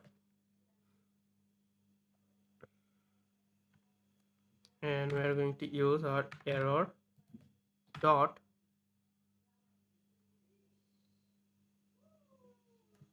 response dot data dot message. That's it. Quick fix here. This ESLint error. That's it. Let's remove it from here and use the entire file. So that's it. So this is just a ESLint warning. You can just disable this here. Next, in the try block, we're going to get our OTP value by joining our OTP. So here you can see we have an array of OTP.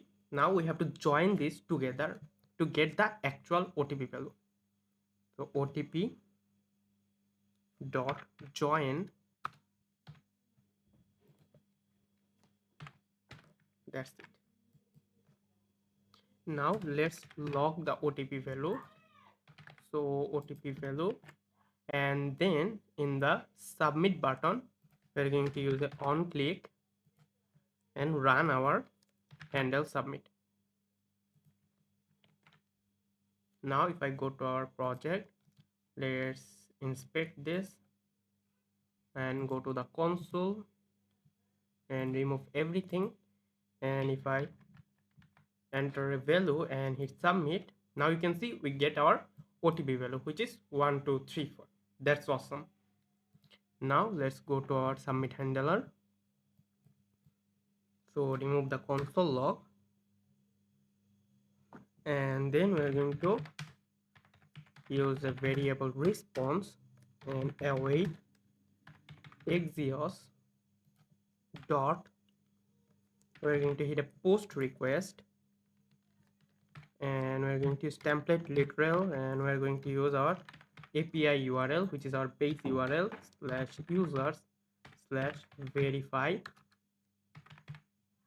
and then we are going to pass our OTP, which is our OTP value,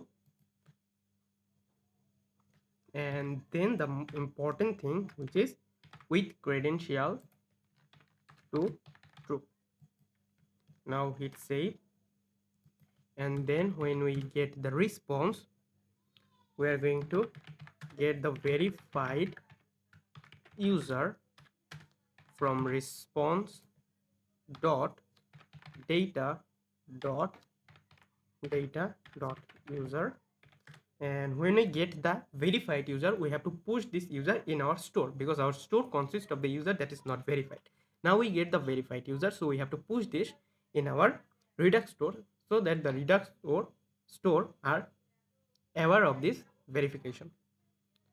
So for this I am going to use the dispatch here. So const dispatch, and we are going to use dispatch, and then go to our submit handler, and here we are going to dispatch a action which is set auth user and pass the verified user. And after this we are going to use the toast dot success, and the success message will be verification successful, and then we are going to redirect our user to the home page.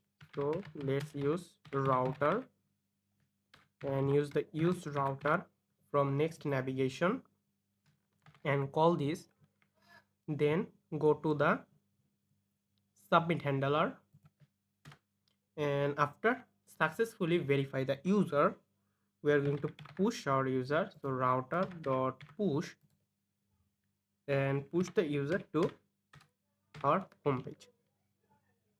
That's it. Now let's check if this works or not.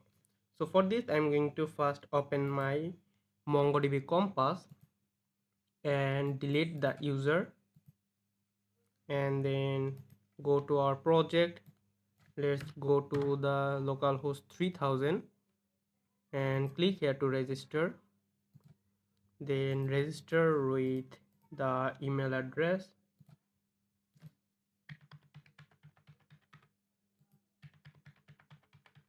Now hit submit.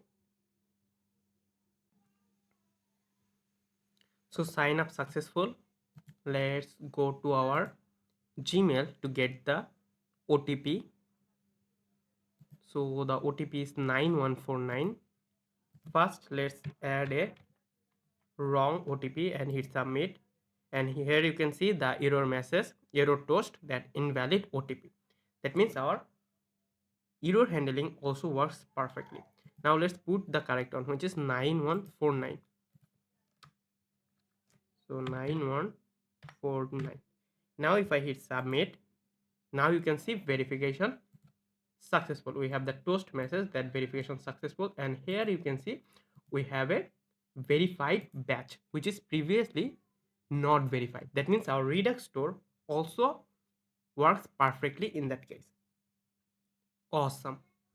Next what we need is, now let's say if I log out and if I go to the verification, so auth slash verification verify, we can access the verify page, but we don't want that. We want to protect this page.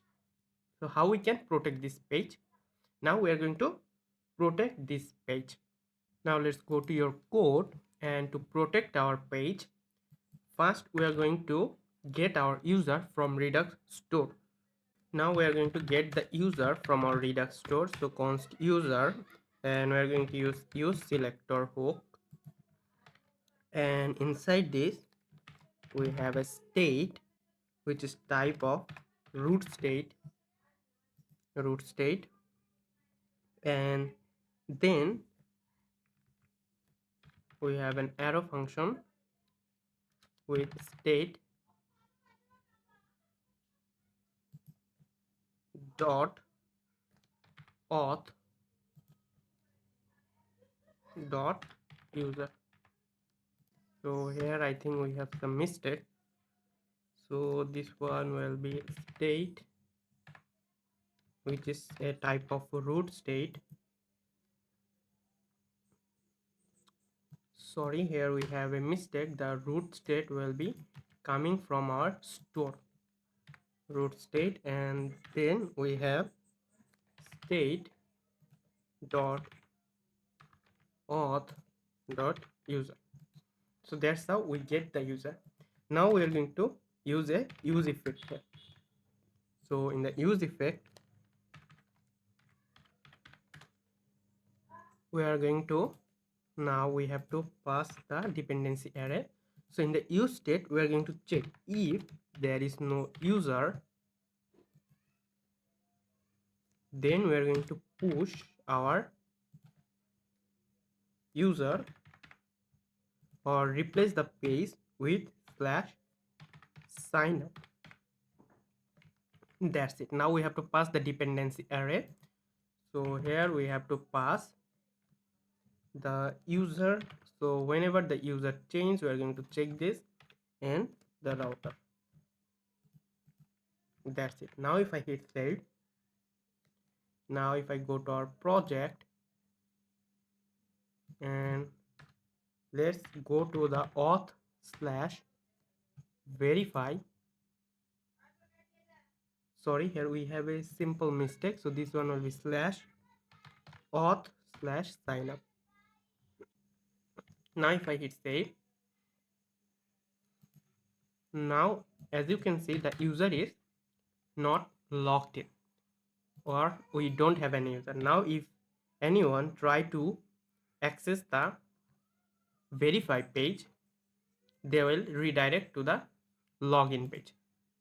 That's awesome. So we protect our verify page. So slash auth slash verify. So we redirect to the sign up page. That's awesome. Next, we are going to implement the Resend OTP functionality. So for this, after the submit handler, we're going to create another function, handle resend OTP, and this one will be an async function. And here before the request, we are going to set our loading to true. Then we are going to use the try catch block, and in the finally case we are going to set our loading to false. In the error case, error will be type of any, and we are going to show a toast dot error, and this one will be error dot response dot data dot message. That's it. And then in the try block, we are going to send a request to our backend for resend OTP. So we are going to await axios dot post, and we are going to template literal to use our API URL, then slash users slash resend OTP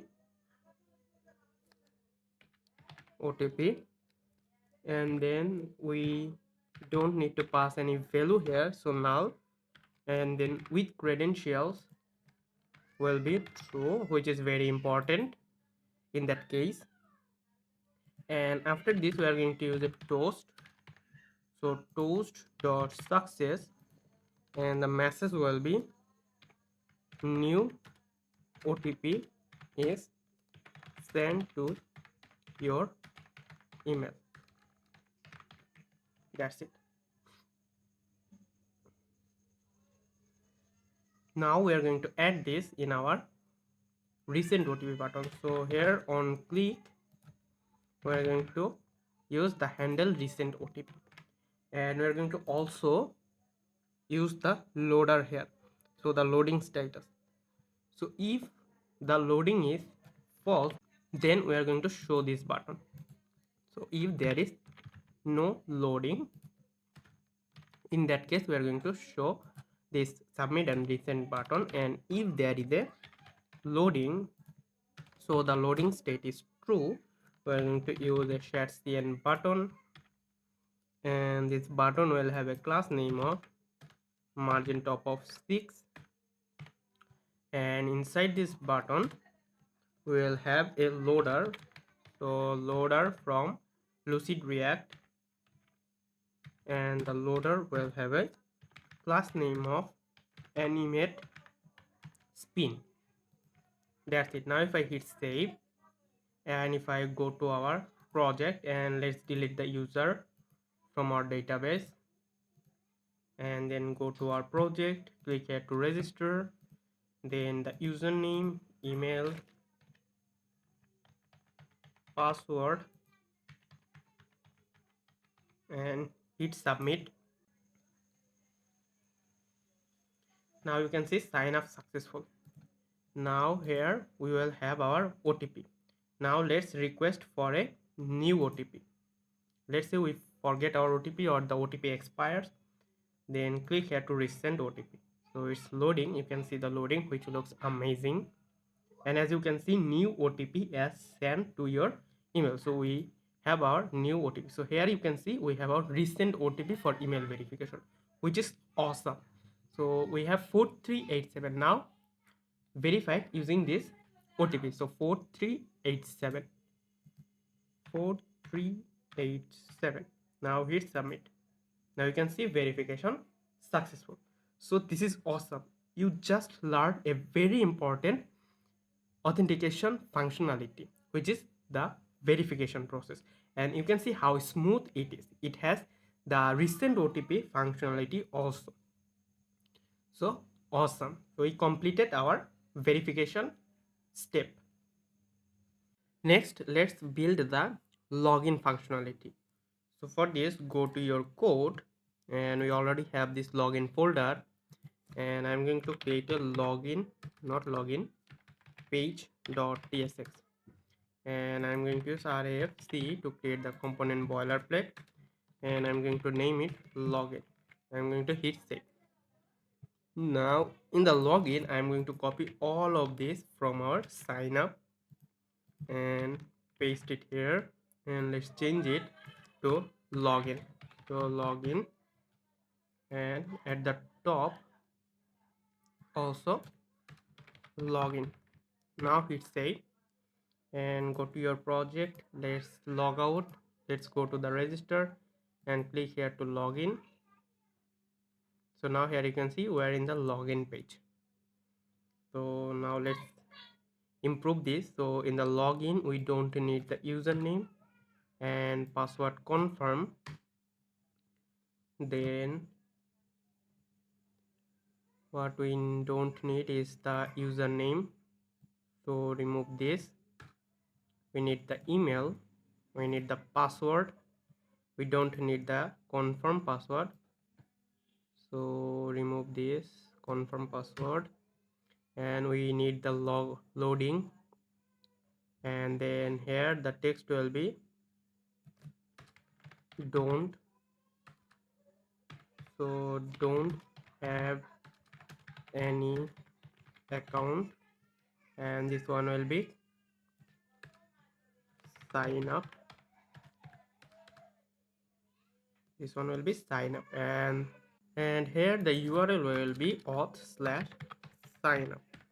And here we have a yes linked error, so click here to quick fix and make it for the end, not this one. Go to the quick fix and for entire file, that's it. Now hit save. Now let's go to our browser, and here you can see we have our login form with our email, password, and here you don't have any account, sign up. So if I click here, it will go to the sign up page. Now click here to login, and then go to our code, and then what we need to change here, everything will be same, the handle data, and in the submit handler we are going to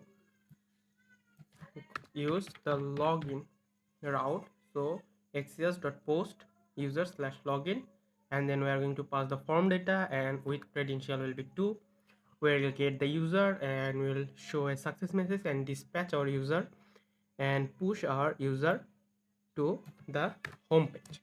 So after login we are going to push our user to home page, and if any error we are going to show a error message and the loading will be false. So that's it, this is our login functionality. Now let's try to login in our project.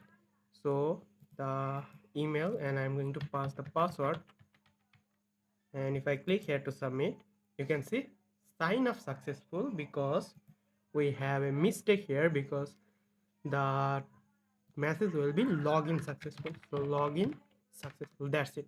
Now if I hit save and go to our project, and let's log out, click here to register, click here to login and put our email and password, and click here to submit, and login successful.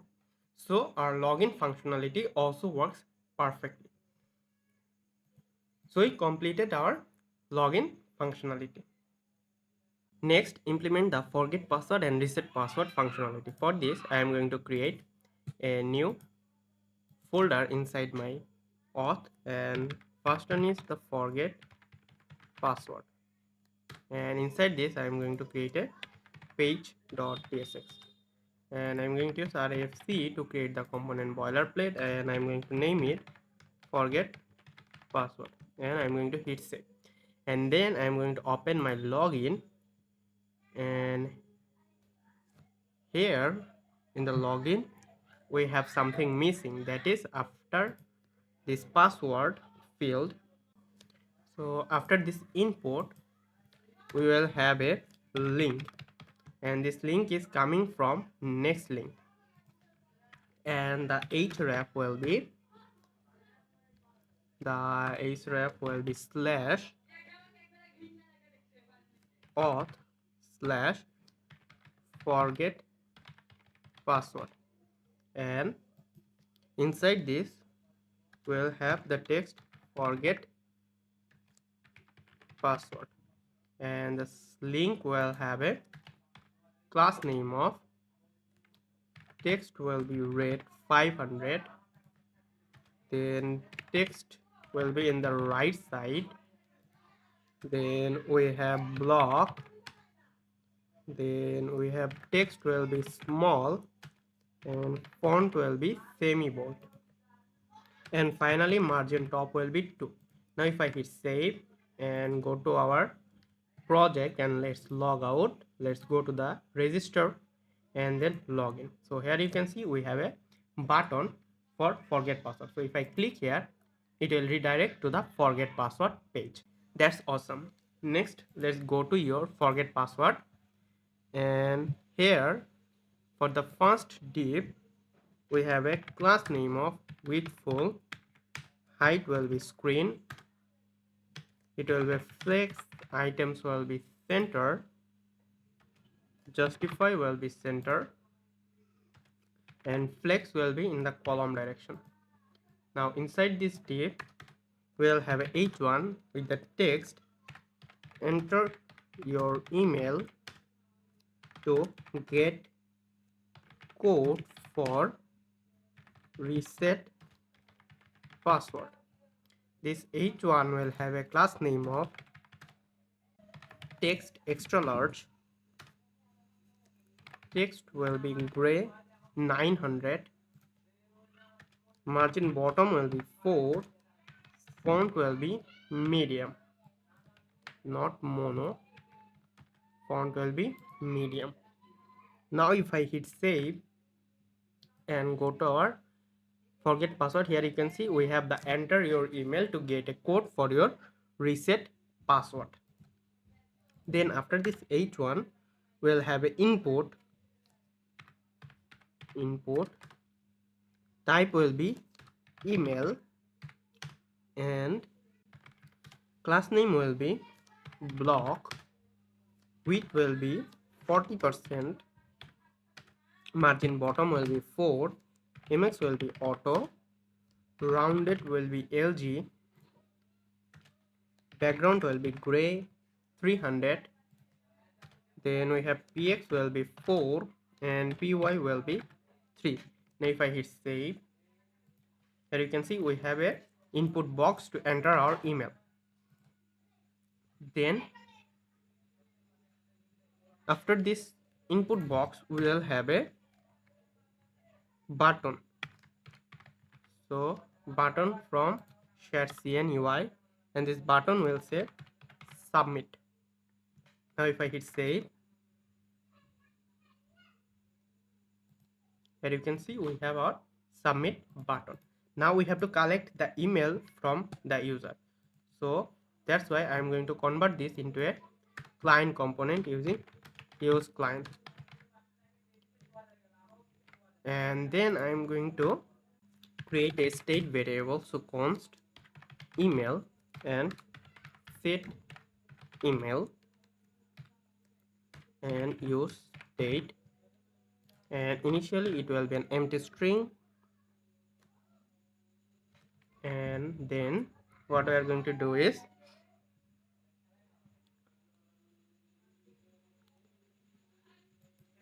we are also going to create a state variable for our loading, so loading and set loading, and this one will be use state, and initially it will be false. That's it. We are also going to import the router, so router use router from next navigation, and then here at the input we are going to use the value which will be email, and we're going to use the on change properties, so on change we'll get the event, and we're going to set our email to e.target.value. That's it. And then the button will be rendered only if the loading is false, so if the loading is false then we are going to show this, but if the loading is true we are going to show a loader. So loading, we are going to have a button from our cn button, and this button will consist a loader inside it, so loader from lucid react, and this one will have a class name of animate spin. Now hit save. Next we are going to create a function to handle the forget password. So in the forget password case, when the user submit the email, the user will get a reset password OTP code in their email, and then they can change their password or reset their password using the OTP. So I'm going to create a function here. So handle submit. This one will be an async function, and this one will be an arrow function. And first we are going to set our loading to true. Then we are going to use try catch and finally block. So try catch, and finally in the finally case we are going to set our loading to false, and here the error will be a type of any. We're going to use a toast dot error and error dot response dot data dot message. That's it. And click here to quick fix the ES linked error. Now in the try catch we are going to send a request to our backend. So we are going to await Axios dot post and a template literal with our API URL, then slash users slash forget password, and then we're going to pass the email, and then the with credential will be true. That's it. Now after the request, what we are going to do is we are going to show a success message, toast dot success, and the message will be reset code sent to your email, and then we are going to push the user to a reset password page. So router dot push, and here we are going to pass the email as a URL params. So router dot push, we are going to use a template literal, and this one will be auth slash reset password, and we are going to pass a params which is email, and this one will be URL, so encoded URI component, and then the email. That's how we are going to pass the user email in our reset password, because in reset password we will need the email. That's it. Now hit save, and then when we click on the submit button, so on click we are going to pass our handle submit. That's it. Now hit save, and then go to our project, and let's go to first the localhost 3000, and then click here register and then login. For example, you forget your password, just click here. Then first let me add a wrong email here, and if I hit submit, you can see no user found. That's awesome. Now use our right email address.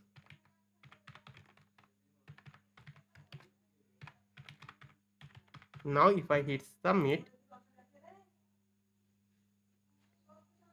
you can see reset code sent to your email, and we are redirected to a reset password page. Here we have the email, and this page does not exist. That's why it says this page could not be found. That's okay. We're going to create this page, but you can see we have our email here. Now if I go to our Gmail and refresh, here you can see we have our reset OTP, and you can see the message that it is valid for 5 minutes. That's awesome. So now we have our reset OTP. Next, what we need to do, we need to create a reset password page to reset our password. So let's go to our code, and in the auth I'm going to create a reset password folder, and inside this I'm going to create a page.tsx, and I'm going to use RAFC to create the component boilerplate, and then here this one will be reset password. Now hit save.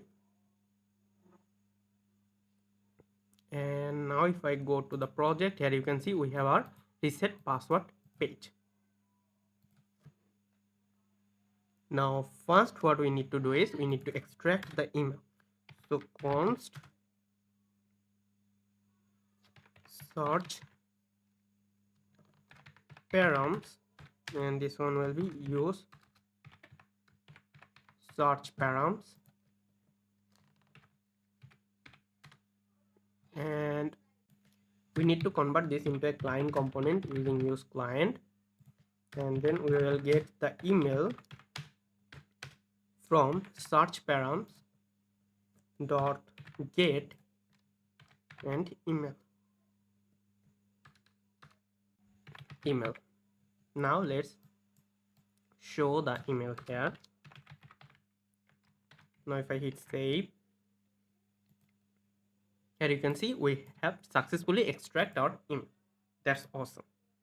Now remove this one, and then here for the first div we have a class name of height will be screen, flex, items will be center, and justify will be center, and flex will be in the column direction. Now inside this div we will have an input of type number, and this one will have a placeholder of enter OTP, and have a class name of block, width will be 30%, mx will be auto, px will be 6, py will be 3, bg will be gray 300, rounded will be lg, and we also use the no spinner class that we built previously for our OTP box. So no spinner outline will be none, and that's it. If I hit save and go to our project, here you can see we have a enter OTP, but we still have this up and down key. So let's go to our global CSS, and this one is no spinner. So copy this and paste it here. That's it. Now if I go, you can see we have beautiful input box without the boring up and down key. Next we have another one, input. So just copy it here, and this one will be a type password, and the placeholder will be enter password, and the class name will be the same without this no spinner class, and also a margin bottom of 4 and margin top of 4. Now if I hit save and go to our project, here you can see we have this enter password input field. Then we have another input for password confirm. So copy this, and type will be password, and this one will be confirm password, and hit save. So this is our confirm password OTP box, and here remove the margin top and hit save. So this looks very nice. Then we have two buttons. So after the input we have a div, and the div will have a class name of flex, items will be center, and SpaceX will be 4, margin top will be 6, and then inside this div we will have a button from share cn, and the first one will be change password, and we have another one which will be go back, go. So inside this button we will have a link from next link, and the text will be go back, and the href will be, so href will be slash auth slash forget password. That's it. Now let's go to our project. So here we have a change password and go back.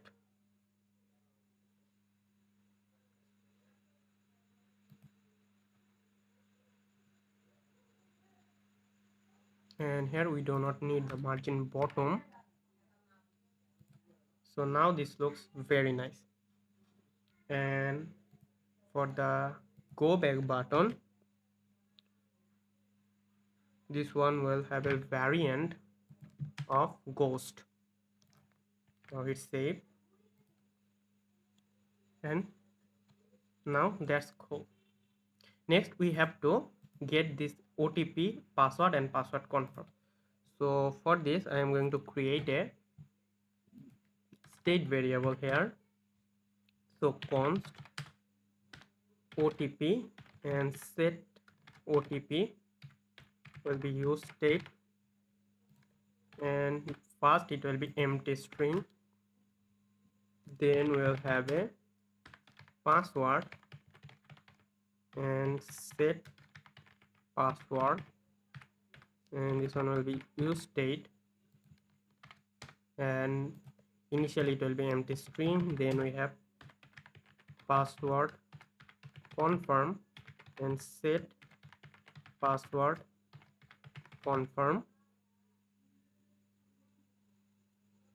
and initially it will be empty string, so use state empty string.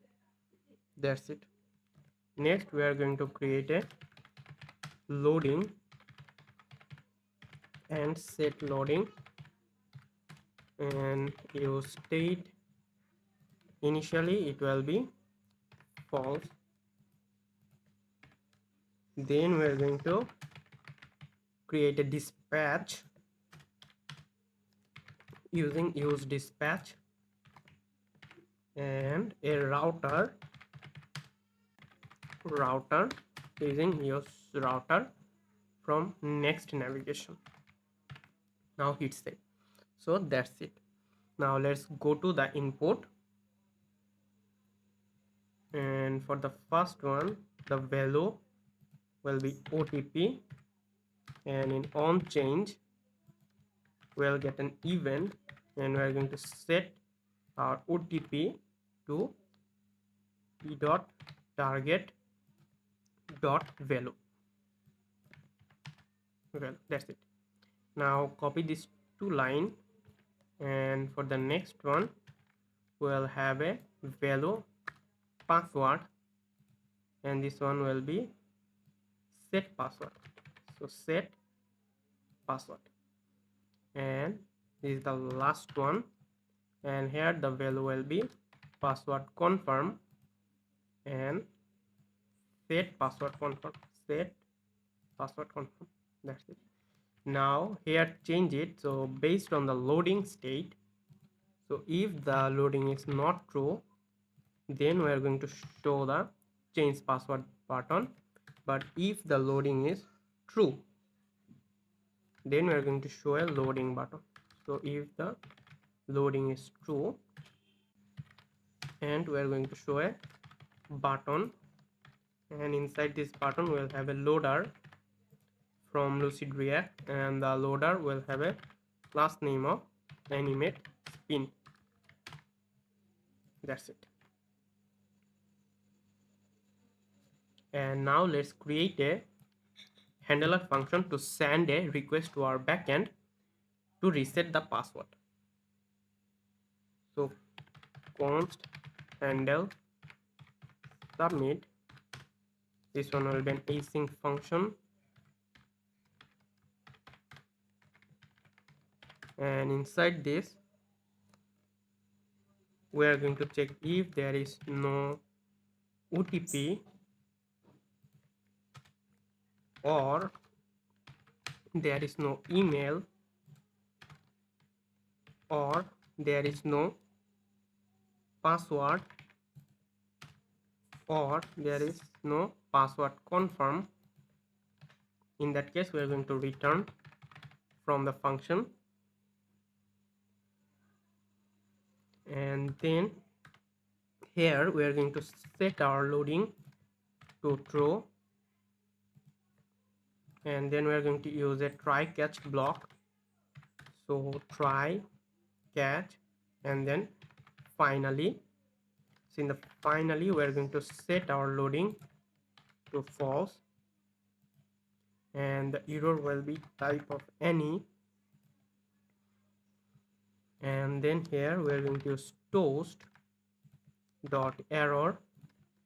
There will be error dot response dot data dot message,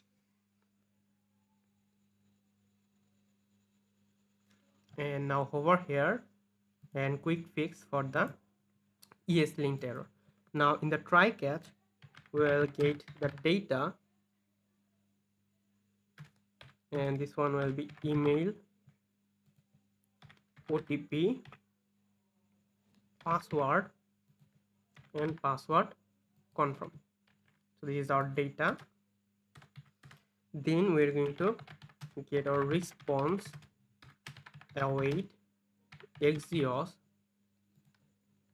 and we're going to use the template literal, the API URL slash users slash reset password, and then we're going to pass the data and with credential.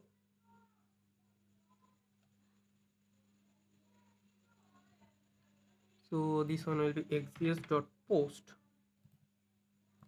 and with credential to true. That's it. Now we will get the response, and we are going to dispatch, and we are going to get the user with the new password, and we are going to store that user in our Redux store. So dispatch set auth user, and then this one will be response dot data dot user, and next we are going to show a toast message. So toast dot success, and this one will be password reset successful. Then we are going to push our user to login page. So router dot push, and this one will be slash auth slash login. That's it. Now when you click on this change password button, so here we have a typing mistake, change. So here in the on click we're going to call our handle submit. Now hit save, and now let's check if our forget and reset password works properly or not. So let's go to here, let's go back. So click here to go back. This will go to the forget password. Let's enter our email,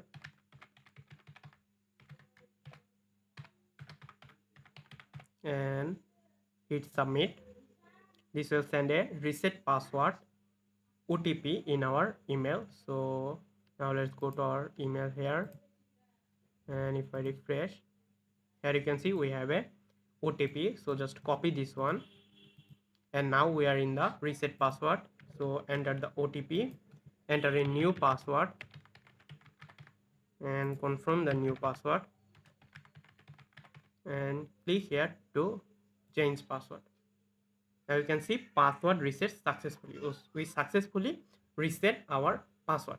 Now first try login with our previous password. So if I click here to submit, you can see incorrect email or password. Awesome. Now use our new password. Now if I click here to submit, you can see login successful and we are in our home page. Here we have our user dashboard and the verified. So our forget password and reset password works perfectly. So let's log out here. Let's register again. So login, so email and password, and click here to submit. So login successful. So all of our features is completed. Our login functionality, sign up functionality, our email verification functionality, our reset password, forget password, everything works perfectly. So we completed our project, and next what we are going to do is we are going to deploy our project in live server. Now to deploy our project, what we need is to push our project in GitHub. So here for the front end, we are going to deploy our front end in Vercel, and for the back end, we are going to deploy our back end in Render. But before that, we have to push our front end and back end in GitHub. So first, let's go to our browser and go to the GitHub. So I'm going to open my GitHub account. And here I'm going to create a new repository, and the repository name will be MERN Auth Backend, and this one will be a private repository. Then create repository. Now go to your code, and in the backend here create a file called .git ignore, and here add node modules and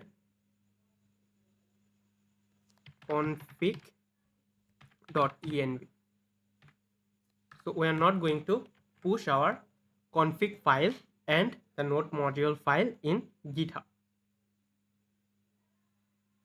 Now let's stop this server from running, and now use the git init to initialize the empty git, and then use git add dot to add the file, and then git commit to commit our project. So first commit, hit enter, and then go to your GitHub. So we completed the commit part. Then copy this git branch and paste it here, hit enter, and then what we have is we have to add the remote origin. So copy this and paste it here, and finally we are going to push our project. So copy this and paste it here and hit enter. So our push is completed. Now let's go to our GitHub, and if I refresh, here you can see we have our controllers, middlewares, model, routes, utils, and we don't have our config file or node module. Next, go to the render website. So this is a free to use website, and you can host your website for free. So this is basically used for hosting our backend. Now here let's create a new web services, and I already connected with my Git, and here you can see this is the one I push recently, which is MERN Auth Backend. So click here and then click here to connect,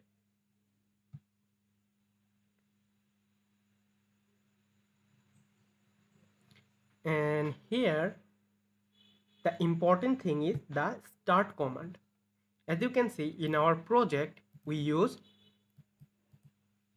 server.js to start our project. So that's why here we'll change it to node server.js. That's it. And you don't need to change anything here. Change this to free, and then we have to add our environment variable. So click here to add from .env and go to your project and config.env, select all and copy this, then go to here and paste it here. Now click here to add variables. As you can see, it add your variable here, and here the node end will be production because we are deploying it. So this one will change from deployment to development to production. So this is your database password, database string, the port, the secret, and all of this. Now click here to deploy web services. Now the deployment started. Let's wait some time to complete the deployment. So the deployment is completed. Here you can see we are live now, and then we have this URL to use. So this is the live URL, not the local host. So next what we are going to do is we are going to push our front end in GitHub, then we are going to deploy our front end in Vercel. So for this, go to your GitHub, and I'm going to create a new repository here, and this one will be MERN Auth Frontend. Now this one will be a private repository. Then click here to create repository. Then go to your code and stop the front end from running. And here first we will have git init, then git add dot, then git commit -m and fast commit, hit enter, and then go to your GitHub. So this part is completed.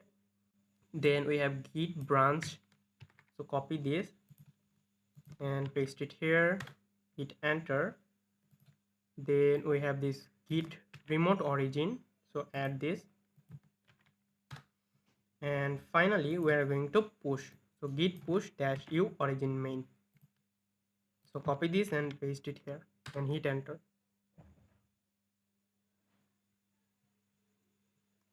So the deployment is completed, sorry, the push is completed. Now if I reload, you can see here we have app, component, UI, higher order function, store, and env.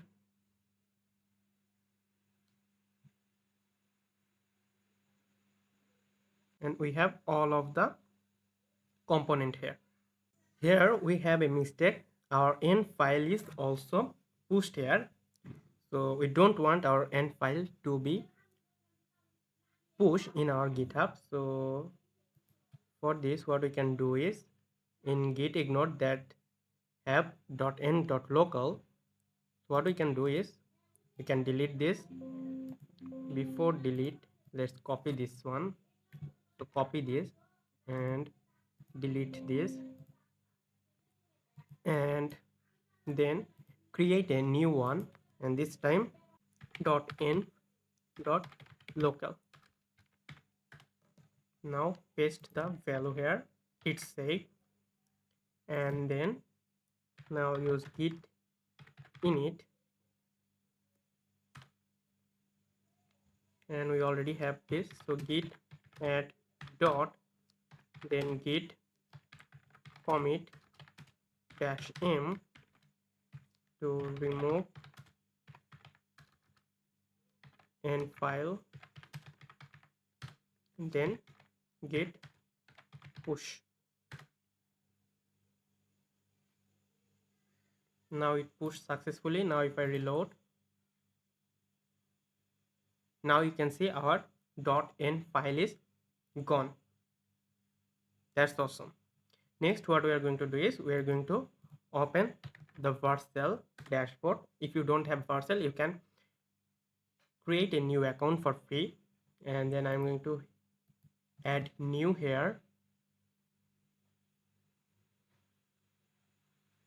and here you can see we have our MERN auth frontend. So import this, and let's keep the project name and then we have to add our environment variable. So if I go here, our environment variable name is next public backend URL. So copy this and paste it here, and the backend will be our deployed one. So copy this one and then go to the Vercel and paste it, and then we have slash API slash viewer. So just like this one, then hit add. So this is our environment variable. Next, click here to deploy.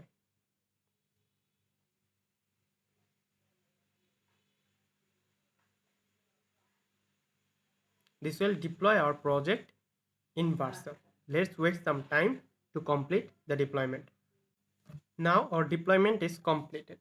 Now click here to continue to dashboard, and then what we need to do is we need to copy this URL for our front end.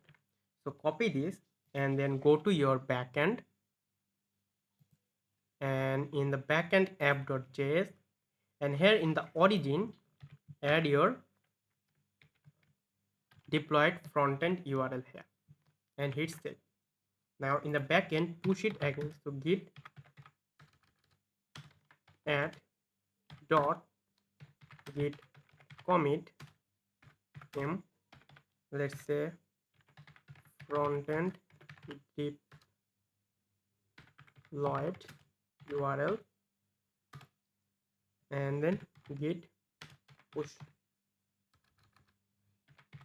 If you don't add your deployed URL here, you will get a course error. So here I think we have some mistake. So click here and copy it with the HTTP also. So paste it here. Now this is good. So we don't need this slash here. So hit enter. Now push your backend again. So git add dot git commit. Let's just say fix and git push. This will push your project in the GitHub, and then automatically it will deploy your backend in Vercel. So if I go to our backend, and in the events you can see we have a new deployment started, and this one is for the fix. Let's wait some time to complete this deployment. So the deployment is completed. Here you can see the fix deployed is completed. Now let's go to the front end and click here, and this is our front end. Let's go to our compass and delete this user, and then click here to register. Put a username, email, password, and then click here to submit.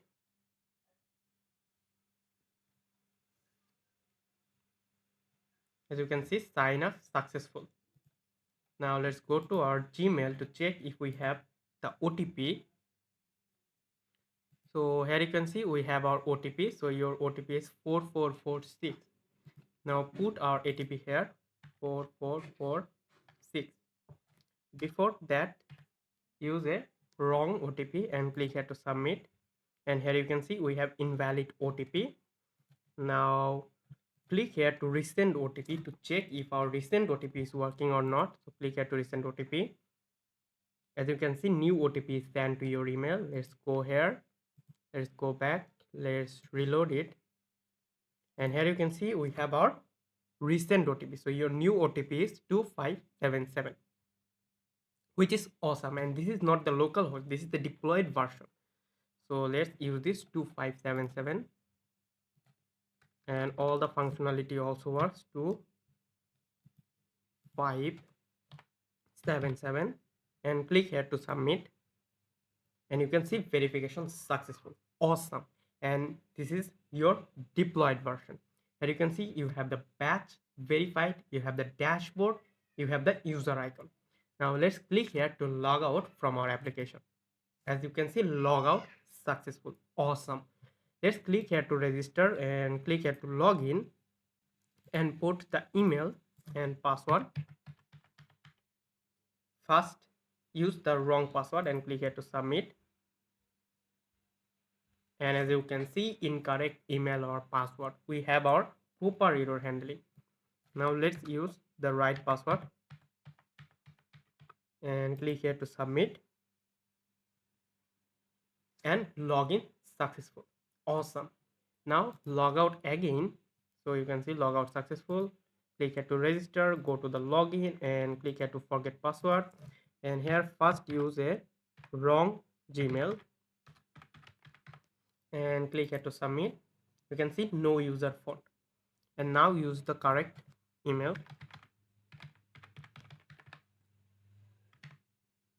and click here to submit. You can see reset OTP sent to your email and we are redirect to our reset password page. Now let's go to the Gmail and here you can see we have our reset password OTP which is 6035. Let's copy this one and enter our OTP, enter our new password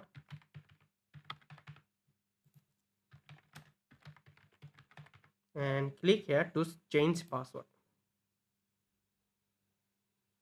And password reset successfully. Awesome. Now let's log in with our changed password. So new password. Now click here to submit and login successful. Awesome. And everything works perfectly in our deployed version. We just completed a full stack advanced MERN authentication here with all the awesome features. So now we have a advanced authentication system with sign up, login, email verification, OTP send, resend OTP, the forget password, reset password. And you can use this for your every application you build because all of this application will need the authentication system. So you can use this as the starter file for your authentication in every project. So finally, our advanced MERN authentication is completed. If you have any question related to this project, you can ask me in the comment section. And if you want a video tutorial about two-factor authentication, then comment down below. And don't forget to like, share, subscribe our channel for more interesting web development content. And that's it for today. Thank you very much.